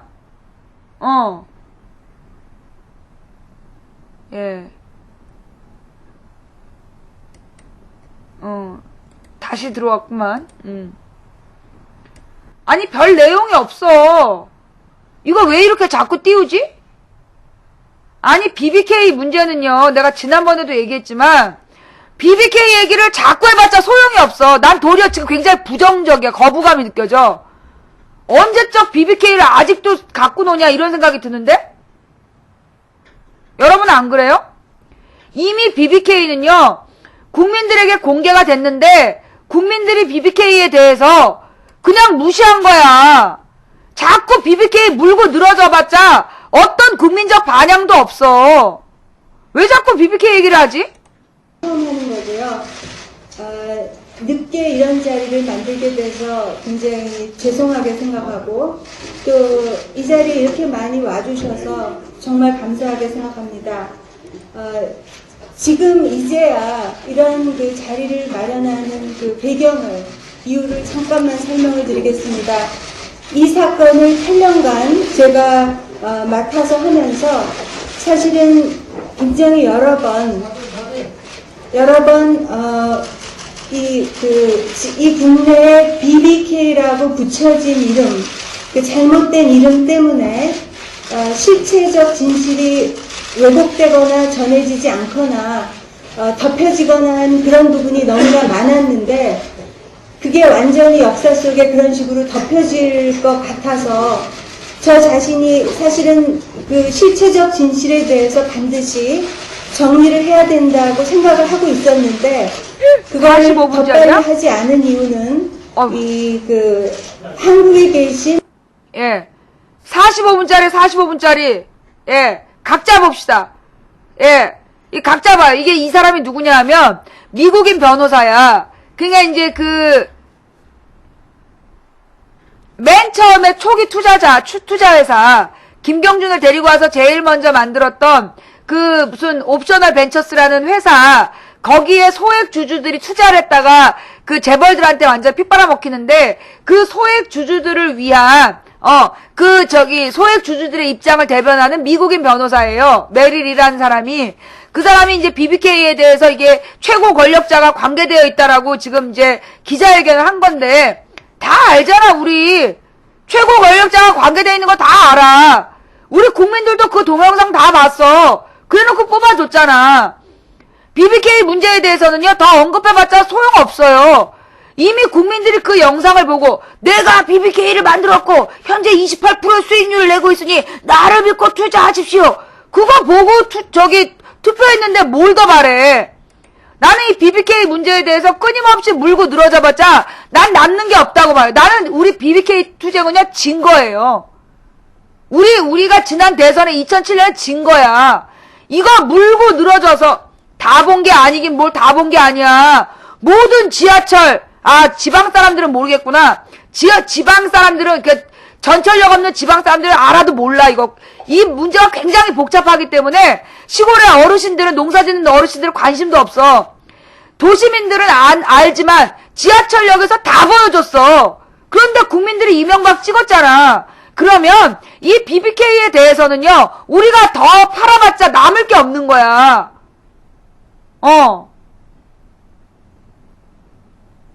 예.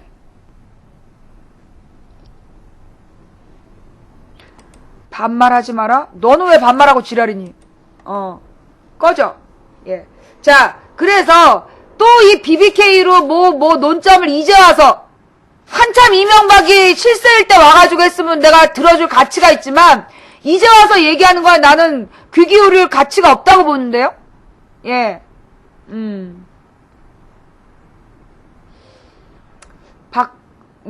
이번에는 이건 뭐야? 박근혜 불가론 11번째 이유? 이분은 누구실까나? 이동걸 칼럼. 박근혜 불가론의 11번째 이유. 명불허전이라고 했던가? 역시 조선일보다. 조선일보는 아버지의 후광 알맹이 없는 연예인식 인기라는 제목의 기사에서 박근혜가 대통령이 되면 안 되는 이유 10가지를 조목조목 잘도 정리해서 보여주었다. 지난 대선 때 이명박 후보를 편들기 위해 쓴 기사였지만 그 내용은 5년이 훨씬 지난 지금도 여전히 강한 공감을 불러일으키고 있다. 내용은 별로 없으면서 이미지 정치만 한다. 아버지의 그늘에서 벗어나지 못하고 늘 아버님 시절로 생각하는 말을 하는 유신공주란 비판을 받는다. 박정희에 대한 옹호적인 발언은 역사인식의 부재로 평가할 수 있으며 과연 스스로의 철학이 있는가라는 의문이 든다. 고집불통이라서 자신이 설정해둔 로드맵과 다른 얘기를 하면 좀처럼 수용하지 않는다. 정수장학회 등 재산 의혹이 있다는 지적이다. 자, 여기서 정수장학회 얘기 하나 간단하게 정리하고 넘어갈게요. 지난 주말 금요일에 정수장학회를 이제 김재철하고 정수장학회 최필립하고 둘이 만나가지고 정수장학회를 팔아서 부산 경남 지역 사람들한테 장학금으로 뿌리자. 이거 모의하고 작당했다라는 게 이제 뽀롱이 났잖아. 뽀롱이 났는데 그러니까 거기에 대해서 난리가 난 거예요. 이 정수장학회가 작물인데, 정수장학회가 남의 건데, 남의 거 팔아가지고 지금 그 선거운동 하겠다는 거냐, 이런 비판이 있었어. 그랬는데, 그 정수장학회를 팔 수가 없대. 왜? 김지태 씨 유족이 그 정수장학회에 대해서 매매 금지 가처분 신청을 내놨기 때문에 정수장학회 매각이 금지되어 있어. 그러니까 이제 이 최필립하고 김재철이하고 둘이서 그냥 웃기는 짓을 한 거야. 그래서 팔 수 없다. 근데 이제 그래서 민주당에서 정수장학회 문제에 대해서 국정조사를 하겠다 그랬더니 한나라당이 박근혜하고 정수장학회는 무관한데 그걸 왜 국정조사를 하느냐 그러면서 맞받아 쳤단 말이야. 오늘 아침 박지원 원내대표가 기가 막힌 말을 하더만. 아니 박지원하고 박근혜하고 최필립이 아무 관계 없는데 왜 안대희 혁신위원장이 되자마자 최필립을 교체하라고 했느냐? 뭔 말인지 알아요? 이 정수장학회에 대해서 정수장학회랑 이제 정수장학회와 이 MBC 이 문제에 대해서 국정조사 하겠다 그랬더니 새누리랑 팔팔 뛰면서 박근혜하고 정수장학회랑 아무 관계 없는데 왜 너네 자꾸 국정조사 하자 그러냐? 그러니까는 이 박지원 선수가 아주 기가 막히게 한 표를 날린 거야. 야, 관계 없는데 왜 안대희가 혁신위원장 되자마자 최필립 내쫓으라 그랬냐? 둘이 관계 있다는 거 반증 아니냐? 그러니까 김현정이 네, 그렇군요 하더라고. 예. 그래서 이 정수장학회는 지들 마음대로 팔지도 못하지만 문제의 키워드는 누구야? 최필립이야. 최필립은 누구야? 왜 정수장학회를 하면서 박근혜가 거기서 계속해서 정치장을 받았다며? 정수장학회로부터 계속해서 정치적 지원을 받은 이유가 뭐야? 아무 관계 없다면서. 거기다 뭐 영수증 처리 안 한 것도 있다며. 어떡할 건데 그거? 예. 한번 봅시다. 어떻게 되는지. 방제가 정책 토론회다. 조금 이따 정책 토론회 보여줄 거야. 오늘 아침에 특별 아침 생방송 3시 18분인데. 아침은 아니다. 아침 생방송부터 했다는 걸 알려야 돼. 냅둬. 어따 대고 제목을 바꿔라 말아. 지적질이야! 확 불러 꺼라버릴까 보다. 자. 다만, 정수장학회 등 의혹이 있다. 이게 이제 10가지 조선일보의 지적이에요. 다시 한번 정리하면 뭐요? 내용은 별로 없으면서 이미지 정치만 한다. 아버지의 그늘에서 벗어나지 못하고 늘 아버지 시절로 시작하는 말을 하는 유신공주라는 비판을 받는다. 박정희에 대한 옹호적인 발언은 역사인식의 부재로 평가할 수 있다. 과연 스스로 철학이 있는가라는 의문이 든다. 고집불통이라서 자신이 설정해둔 로드맵과 다른 이야기를 하면 좀처럼 수용하지 않는다. 정수장학회 등 재산 의혹이 있다는 지적이다. 이 6가지야. 그러니까 그 말고 4가지가 더 있어. 다만 한나라당 내에 박근혜 전위대가 부족하다는 것 7번째. 것을 지금은 상황이 180도 변했으니 새누리당 내 온통 친박 친이들밖에 없다로 바꾸기만 하면 조선일보의 대통령 불가로는 마치 오늘 그 기사를 그대로 썼다고 해도 손색이 없는 글이다. 정현주 전 한국방송사장이 그의 칼럼 한겨레에서 지적한 대로 이명박 후보 편을 들 당시 박근혜 치부와 약점을 들추어냈던 그 칼날이 지금 부메랑이 되어 돌아올 줄 몰랐을 것이라는 게 아이러니하기는 하지만 말이다. 필자는 여기에서 한 가지 이유를 더 추가하려고 한다. 그것은 바로 박근혜 후보의 수권 능력에 심각한 의문이 든다는 점이다. 지난 9월 23일 박 후보는 집 걱정 없는 세상 종합대책을 발표했다. 지난 총선 이후 내용 없는 말만 하다가 국민에게 제시한 첫 번째 정책 구상이었다. 이 대책은 많은 전문가들로부터 집중적으로 비판을 받았고 이 대책이 문제가 많고 현실성이 없다는 것은 필자가 여기서 다시 구체적으로 언급할 필요조차 없을 정도로 이미 결론이 났다고 해도 과언이 아니다. 그런데 필자가 박 후보의 수권 능력을 의심하는 것은 이런 황당한 대책을 내놓았다는 사실 때문은 아니다. 그보다는 박 후보의 현실 문제를 대하는 태도와 사고방식에 심각한 문제가 있다고 보기 때문이다. 박 후보의 이번 종합대책은 가계부채를 가계부채라 부르지 않으면 가계부채 문제가 없어지고 이자를 이자라 부르지 않으면 이자 부담이 없어진다는 것과 다름없다. 하우스 푸어 대책이라고 내놓은 것은 주택담보대출 이자 부담이 어려운 사람들에게 주택 지분을 채권은행에 넘기고 이자 대신 임대료를 내라는 건데, 그러면 가계부채가 명목상 줄어들긴 하지만 채권은행한테 집으로 빚지나 아니면 대출로 빚지나 그거나 그거고, 이자를 내나 임대료를 내나 그게 그거니, 그러면 돈은 돈대로 나가고 집만 뺏기는 건데 무엇이 해결되나. 이런 대책을 발표했단 말이야? 박근혜가 대출금 대신 집을 넘겨라, 이런 대책을 했어요? 요게 사실은 미국에서 그 서브프라임 모기지 사태로 전부 다 이제 이 집을 다 포기하는, 집을 대출금 대신에 은행에다 넘겨버리는 그런 방식이거든요. 근데 이제 그거를 이제 우리나라 하우스푸어 대책이라고 냈나봐. 그럼 집도 뺏기고, 이자 대신 임대료를 내는 건데, 아휴. 미국에서는요, 톰 행크스 나오는, 영화가 있어. 줄리아 로버츠하고 톰 행크스가 나오는 영화가 있는데, 그 영화에 보면 뭐가 나오냐면, 이제 고등학교만 졸업하고, 마트에서 열심히 일했던 매니저야, 부매니저. 근데 이 사람이 이제 자기가 승진되는 줄 알고 딱 갔는데, 해고를 당해. 해고를 딱 당하면서, 이 사람이 왜 자기가 해고를 당했는지 물어보니까, 업주가 뭐라 그러냐면, 너 학력 때문이다. 그래서 이 사람이 이제 대학을 가요. 대학을 가서 학위를 따러 가는 거야. 거기서 줄리아 로버츠를 만나. 근데 이제 이 남자가 그러면서 이제 자기를 바꿔가는 이야기가 나오는데, 이 사람이 이제 자기의 재산 관계가, 그러니까 이 하우스 푸어야, 이 사람이. 돈이 너무 없어갖고 부인하고 이혼도 당하고, 그 다음에 집 대출금 이자를 너무나 갚지 못해갖고 집값보다 낮은, 그러니까 은행 대출이 집값보다 높아. 그러니까 이 사람이 어떡하냐면 집을 은행에 던져버리는 거야. 뭐냐? 거기서 차이는 대출금보다 집값이 낮아요.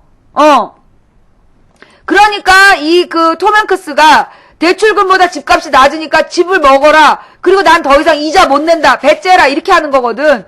미국의 서브프라임 모기지 사태는 그렇게 된 거야. 집을 놓고 집보다 더 많은 대출금을 받아간 거예요. 그러니까 이 은행에다가 집을 넘기고 그냥 파산 신청을 해버리는 거거든. 맞죠? 나는 그렇게 알고 있어. 그 영화 제목이 뭔지 모르겠어. 그런데 아니야, 해리와 셀리 아니야. 로맨틱 크라운. 로맨틱 크라운 맞아. 로맨틱 크라운 맞아요? 찾아보세요. 그런데 그러니까 그렇게 박근혜가 얘기한 이거는 우리나라 대출금이, 그러니까 은행의 대출금이 그 집값보다 비쌀 때 해당하는 얘기야. 그런데 지금 은행 대출금이요, 집값보다 비싸지 않아요. 우리나라 은행 대출하고 서브프라임 모기지하고 굉장히 달라요. 왜냐? 우리나라에서는 그걸 뭐라래? 대출 한도 규제를 뒀잖아.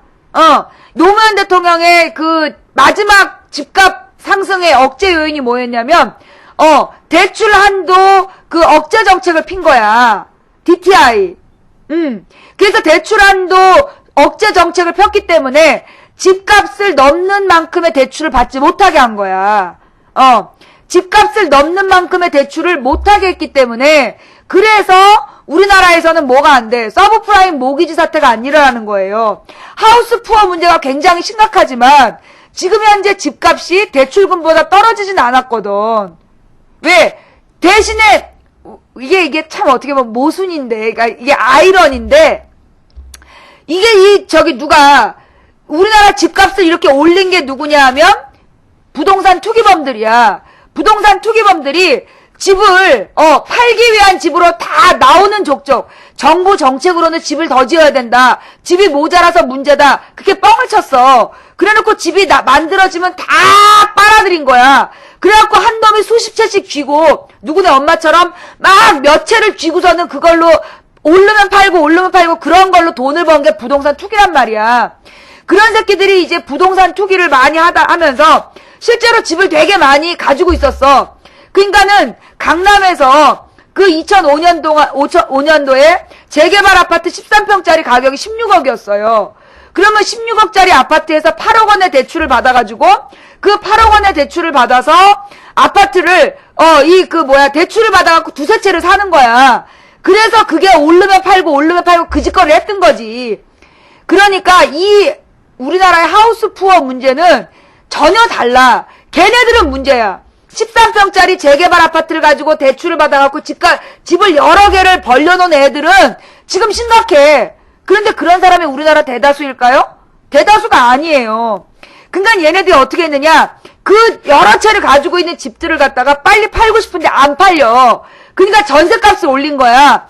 전셋값을 막 폭등을 해가지고 도저히 살 수 없는 전셋값을 만든 다음에 그 집들을 뭘로 바꿔? 월세로 돌린 거야. 월세로 돌려서 거기서 월세를 뽑아가지고 은행 대출이자를 내고 있는 거예요. 지금 잠깐만요. 지금 방송 정상이에요? 지금 방송 정상이야? 이걸 이명박이 그 임대주택법으로 만든 거 아니야. 집을 여러 채 갖고 있는 놈이 집을 팔아야지 집값이 내려가잖아. 근데 집값이 안 팔리니까 일부러 전셋값을 아주 높은 전셋값으로 올려. 그 다음에 올린 다음에 그 전셋값을 감당 못하는 사람들한테 월세로 돌리는 거야. 그래서 지금 서울에 있는 아파트들이 옛날에 전세가 다 월세로 돌려졌어요. 월세로 막 돌리고 있고 그 다음에 집을 가진 사람은 팔고 싶지만 집값이 지금 올라가지 않을 거기 때문에 집이 안 팔리는 상태야. 그런데 이 집값을 떠받치고 있는 게 누구야? 집값을 떠받치고 있는 게 부동산 투기범들이야. 지네가 대출을 다 받아가지고 이 집을 유지를 했잖아. 집을 여러 채 갖고 있잖아. 근데 자기네들이 이 집값이 떨어져 버리면 자기네들 재산 가치가 떨어진단 말이에요. 그래서 이 부동산 투기범들이 아파트 가격을 못 떨어지게 해. 실제로 요즘에 아파트 가격이요. 은행 대출에서 잡고 있는 가격대들이 실거래가보다 높게 잡혀 있다니까? 그 공시지가가 더 높아요. 실거래가보다. 웃기는 꼬라지지. 그러니까 이게 집값을 떨어뜨리지 못하게끔 유지시키는 것도 결국 집장사들이야. 부동산 투기범들. 좌우지간 그래서 우리나라는 이렇게 아파트를 그 은행에다가 내고 임대료를 내는 그게 맞지가 않는 거야. 이게 박근혜가 한 번도 이렇게 우리처럼 정말 하우스 푸어가 어떤 식으로 돌아가는지 살아보질 못하니까 저런 걸 대책이라고 내놓는 거야. 얘네들이 지네가 한 번도 우리처럼 하우스 푸어로 살아본 적이 없기 때문에 이런 걸 대책이라고 내놓는 거야. 지금 버퍼 생겨요? 잠깐만요. 지금 이 버퍼가 생기나요? 모바일이 자꾸 끊겨요? 그래서 모바일 시청자가 주는구나. 잠깐만요. 지금 모바일 어때요? 모바일 시청자 여러분 지금 잘 안 돼요? 잘 나와요? 괜찮아요? 별 문제 없어요? 버퍼 없고 잘 나온다. 괜찮아요. 괜찮다는데요? 예. 누가 공격하는 거 아니고요. 지금 근데 CPU 사용량이 좀 늘긴 늘었는데 누가 이렇게 좀 뭔지 몰라도 자꾸만 공격이 들어오긴 들어오는데 누군지 모르겠네. 이게 뭘까? 얘를 프로세스 끝내기로 하면 어떤 일이 벌어질까?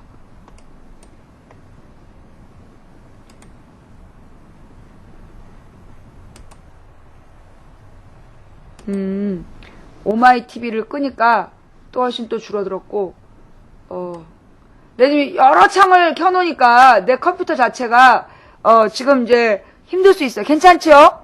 네. 말이 계속 끊겨요? 화면이 자꾸 깨지고, 말이 끊긴다. 조금 전에 버퍼가 심했다. 아, 그래요? 네.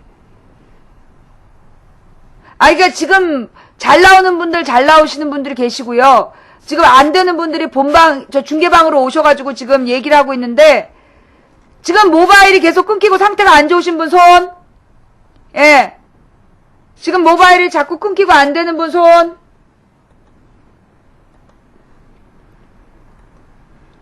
예. 예, 별로 없네요? 예. 계속 할게요, 그러면. 네.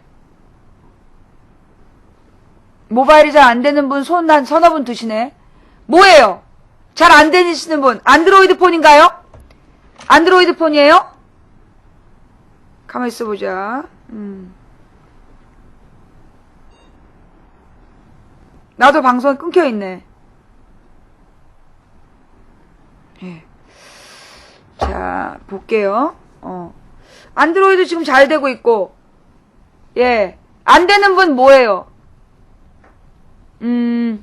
자, 그니까 이제 그 극소수니까 계속 갈게요. 예.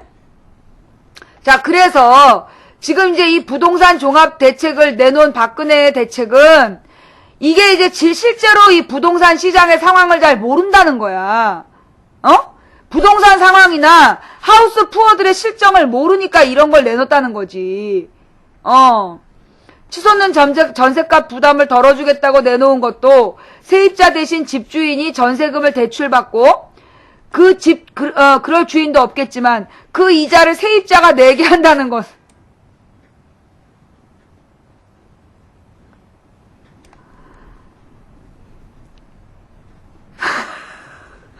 이게 부동산 정책이었어? 그러니까 하우스 푸어는 자기 집을 은행에다 넘기고 임대료를 내라. 그러니까 대출금보다 비싼 집을 은행에다가 그냥 공짜로 넘긴 다음에 임대료를 내고 살아라. 그 다음에 전세값 대책은 주인이 주인이 전세금을 대출받고 그 이자를 세입자에게 내게 해라.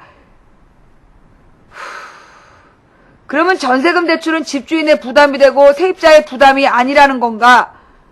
이거 말이야 막걸리야. 도대체 이게 뭐야? 초등학생도 이게 아니라는 걸 알 것이다.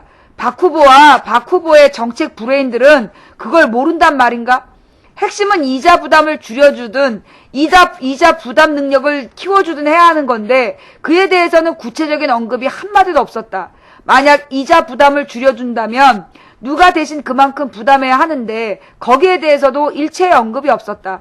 문제만 생기면 개그 콘서트에 꺾기도 하듯이 이름부터 바꾸는 박 후보식 해결 방법을 여러 번 목격했다. 내가 아니라면 아닌 것이란 식의 신경질적인 반응을 보인 것도 여러 번이다.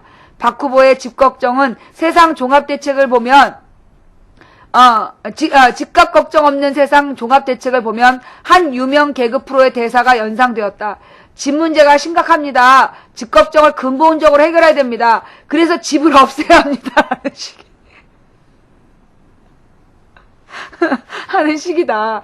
이런 사고방식으로 국정을 끌고 나갈 것인가? 박 후보와 박 후보를 돕는 브레인들의 인식 수준이 이 정도라면 박 후보의 수권 능력이 심히 걱정되지 않을 수 없다. 이분이 이동걸 한림대 재무금융학과 개건 교수님이래요. 집이 심각하게 문제입니다. 예, 그러니 이 문제를 해결하기 위해선 집을 없애야 됩니다.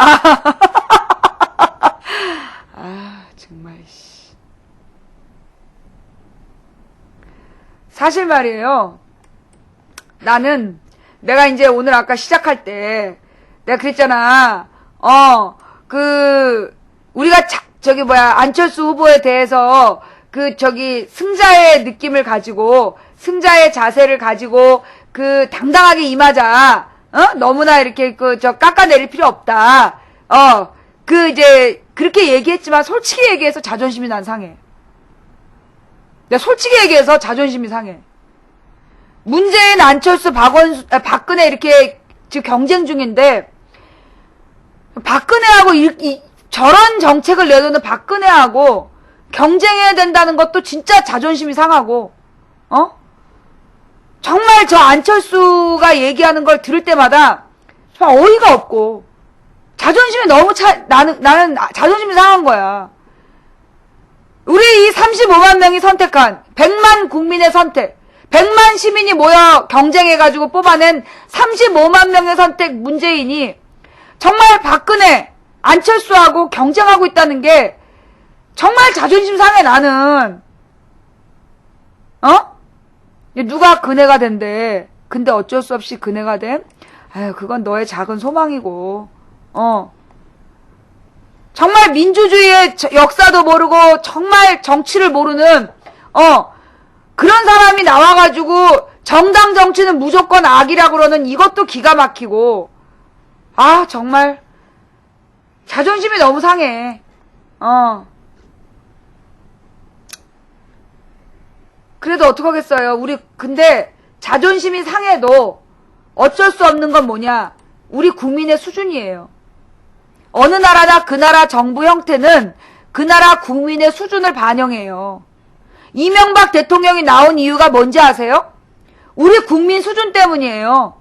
민주정부 10년을 경험해보니까 민주주의는 다 된 줄 알았어. 그래서 이제부터는 경제적 이익이다. 그러면서 이명박을 찍었죠. 이명박을 적어도 안 찍은 사람들 놀러 갔죠. 아니면 자족적으로 문국현이나 허경영 찍었죠. 그래서 이명박이 당선된 거야.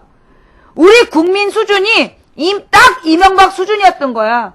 이명박 같은 사람한테 나라 정권을 줄 만한 수준이었기 때문에 이명박 대통령이 나온 거야. 지금 박근혜, 안철수, 문재인을 여론조사하면서 박근혜, 안철수가 막 앞서 나가고 있다라는 그런 걸 만들어내는데 그거 그대로 믿고 앉아있는 수준인 거야. 그래서 우리는 더 나은 대통령을 맞이할 수 없었던 거야. 난 그렇게 봐. 그래서야 나는 내가 지난 1월 15일에 아프리카 방송을 접었었잖아. 난 이제 안 할 거다. 대한민국에 희망은 없다. 이대로 민주당 전당대회가 그때 얼마나 중요한데 4.12 총선 승리를 위해서 얼마나 중요한 공격형 이 최고위원회를 만들어야 되는데 그렇게 어이없는 낙검수에서 4명 불러다가 인터뷰하니까 그대로 1, 2, 3, 4 등 만들어준 우리 국민 수준으로는 총선에 희망 없다. 그래서 내가 방송 접었잖아요. 내가 총선 접은 이유가 그거야. 낙검수한테 섭섭해서 접었어. 이하경, 이인영, 박용진 새로운 분위기를 막 만들어냈는데 낙검수에서 4명 불러다가 방송한 거 그냥 방송해버렸잖아. 그때 그거 공개하지 말았어야 됐어. 그래서 가장 중요한 모바일 선거 때 그냥 1, 2, 3등이 그대로 정해진 거야. 결국 우리가 총선 대비 제대로 못해가지고 그 대세론에 그냥 대응 못해버리면서 한명숙 후보 완전히 존나게 까이고 그래서 우리 총선 개박살 난 거 아니야. 그래서 내가 방송 접었던 거야. 그러면서 나는 이거 필요 없다. 이 나라 백성들한테는 아무리 떠들어봤자 들은 척도 안 하고 내가 그동안 건강 상하면서 뭐하러 이 짓거리 하나. 그러면서 내가 훨훨 날아갔잖아. 근데 하나님하고 논쟁을 하는데 하나님이 하시는 말씀. 네가 더 열심히 안 했겠지. 그러니 국민이 무식한 거 아니니? 네 말대로 이 국민이 무식한 건 네가 방송을 더 열심히 안 해서 그런 거야. 그 말을 딱 하는데 뒤통수 한 대 맞은 것 같더라고요. 내 뒤통수 한 대 딱 맞은 것 같으면서 그래서 내가 돌아왔어. 그러면 돌아와서 내가 이번 대선에서 우리 국민들을 다 변화시킬 수 있을 거라고 믿었을까요? 아니에요. 난 안 될 수 있다는 생각해요. 난 지금도 문재인이 하늘이 낸 대통령 후보다라고 얘기를 하고 있지만 안 될 수 있다는 생각합니다. 우리가 계속 이런 수준으로 안철수가 더 혁신적이다 새롭다 이런 국민들의 목소리가 더 크면 박근혜가 될 수밖에 없어요. 지금 최선을 다해 막아보려고 싸울 뿐이야. 안 될 수 있습니다. 그러나 나는 그게 안 된다 해서 방송을 접진 않겠어. 더 이상. 왜? 내가 지난번에 문재인 후보한테 삐져갖고 2주일 동안 걸어담글 때도 방송 완전 중단이 아니라 잠정 중단이잖아. 잠시 쉬어가는 거지. 이제 다시는 방송 완전 점단 얘기 안 해. 왜? 아직 우리 국민 무식하니까. 이런 말 하면 안 된다고 얘기했지만 내가 볼 때 아직 우리 국민 무식해. 우리 국민 갈 길 멀었어. 아직도 그 수준이야. 그래서 나는 우리 국민 수준에 맞는 결과가 나올 거라고 봐요. 우리 국민 수준에 맞는 결과가 나오겠지. 아직 우리 국민들이 다 깨어있는 게 아니기 때문에 나는 이 국민들이 다 알아들을 거라 생각 안 해. 이 사람들 중에 지금 10%가 알아들으면 뭐 10년 후엔 20%가 알아듣겠지. 30년 후에는 30%가 알아듣겠지. 그러다 보면 나라가 바뀌겠지. 언젠가 미래 역사가 바뀌겠지. 이러면서 하는 거지. 이번 대선에 반드시 승리한다? 난 그 생각 안 해요. 왜? 지금 이 안철수 지지자들이 내 글에다 댓글 달아놓은 꼬라지 봐봐. 이런 수준의 국민들이 저렇게 목소리가 크다면 박근혜 대통령이 가까이 와 있는 거예요. 온 하늘의 원원보다 살아있는 국민들이 저런 생각인데 어떡하겠어. 국민의 선택인 거지. 응? 추천제 DNA님 감사합니다. 저는요, 오늘 방송에서, 내가 볼 때 오늘 방송 되게 중요한데, 지금 우리 국민들이 정말 곰곰이 잘 생각해 봐야 됩니다. 나는 이제 이거 아니면 안 된다. 난 정말 이인영이 당대표 돼야 된다. 이인영 당대표 아니면 총선 과반수 못 넘는다. 그래서 내가 딱 떠났는데, 그래, 내 말이 맞았어. 총선 과반수 안 됐어. 그래서 지금 우리 매우 힘들어. 대통령 선거 이겨도 앞날이 깜깜해. 그러나 어떡하겠어. 이 나라 국민 수준에 맞게끔 또 갈 길을 가야지. 딸기 대디님, 7023님 감사합니다. 어쩔 수 없는 거지. 그냥 여기에 맞게끔, 이 나라 국민 수준에 맞게끔 나는 또 갈 길을 가는 거야. 그러니 여러분들도요, 뭐 문재인이 안 되면 죽겠다. 그런 생각 하지 마. 우리 이명박 시대도 살았는데? 이명박 정권 5년도 살았는데, 박근혜 정권 5년 더 힘들긴 하겠지만, 죽는 것보다 낫지. 똥밭에 굴러도 이승이 좋대잖아. 그러나, 정말, 아직 기회가 있으니,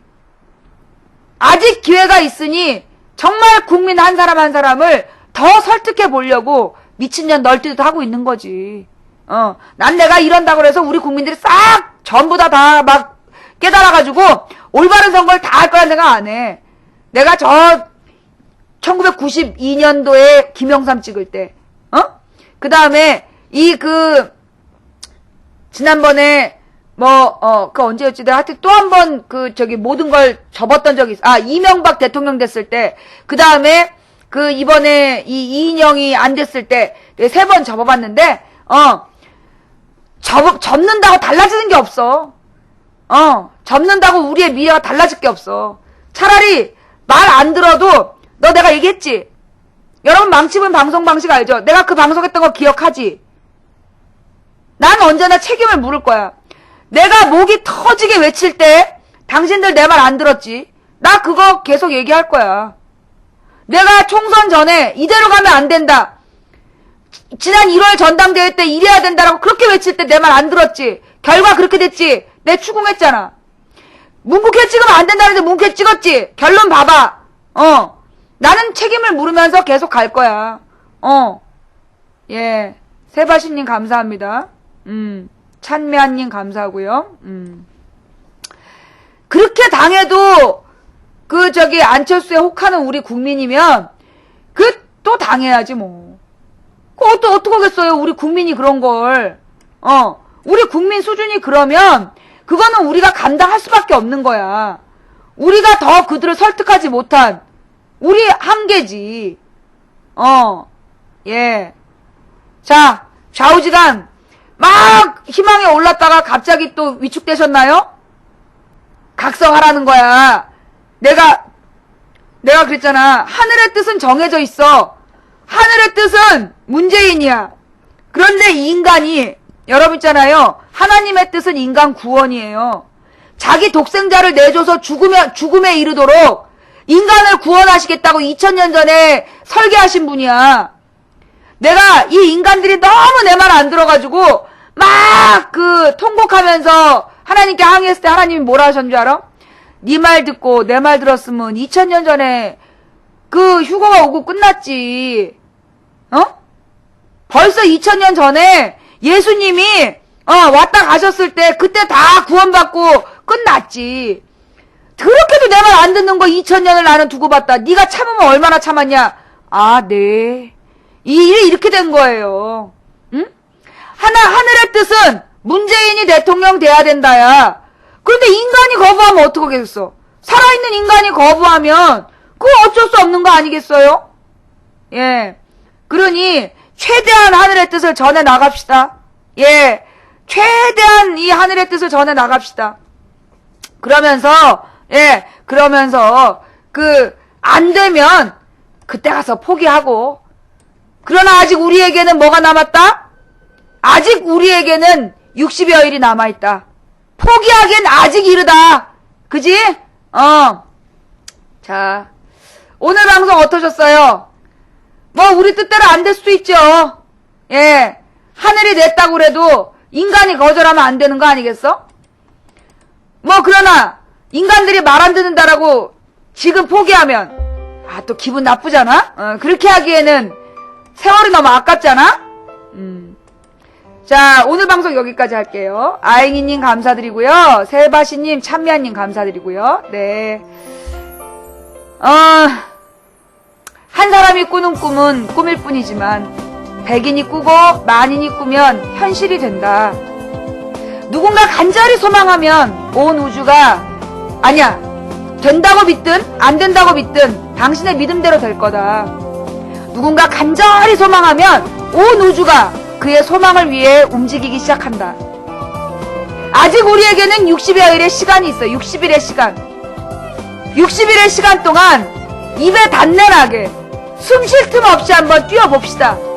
미친 듯이 뛰어보고 그때 가서 실패하면 또 시작하면 되는 거야. 끝까지 갑시다. 지치지 마시고요. 반려견 또리님, 시사망치구님, 2088님, 자이언트무님, 풍효주님 감사합니다. 아주바님 감사드리고요. 난 먹고 싶지님 감사드리고요. 진짜 못생김 얼굴 보러 왔구나.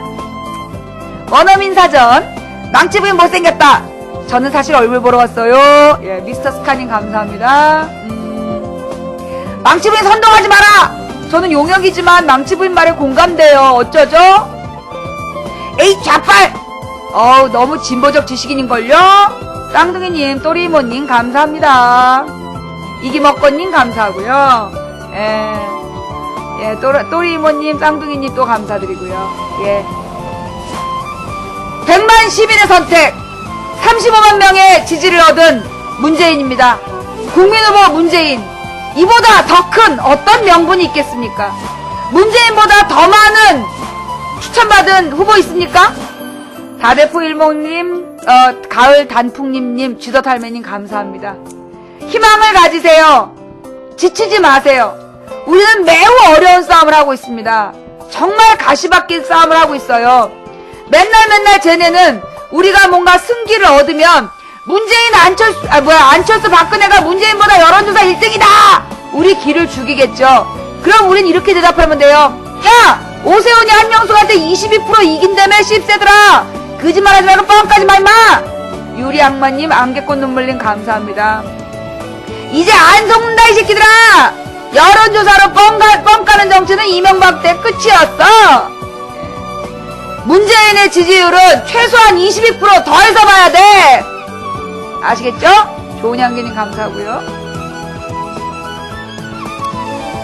아유, 니네들이 할 수 있는 유일한 욕이 문죄인이지? 예, 대선님 감사하고요. 꽃든 남자님 감사하고요. 너무 유치해. 네가 할 수 있는 욕이 문재인이란 말밖에 없지. 자, 오늘 제 방송의 요점 정리, 꽃든 남자님 감사하고요. 대선님 감사하고요. TS님, 퍼프로즈님 감사합니다. 저들이 지난 주말 내내 NLL로 문재인을 깠죠? 그 얘기는 뭐다? 두 가지다. 첫째, 문재인이 안철수보다 더 위협적인 존재가 된 거다. 그래서 문재인을 깐 거다. 두 번째, 문재인 개인은 깔 게 없다. 딱 맞죠? 딱 맞죠? 예, 가을어사비님 감사하고요. 퍼프로즈님 감사하고요. TSC님 감사합니다. 쟤네들이 물병 던진 건 잘못한 거야. 문재인을 향해 물병을 던지면 문재인은 이상하게 기운이 올라가거든. 각오들 해. 7023님 감사합니다. 자, 오늘 방송 여기까지 할게요. 이제 제 방송 보시고요. 다음 방송은 내일 낮 2시. 감사합니다. 지금까지 망치부인이었습니다. 나 지금 6시간 20분 동안 방송했어.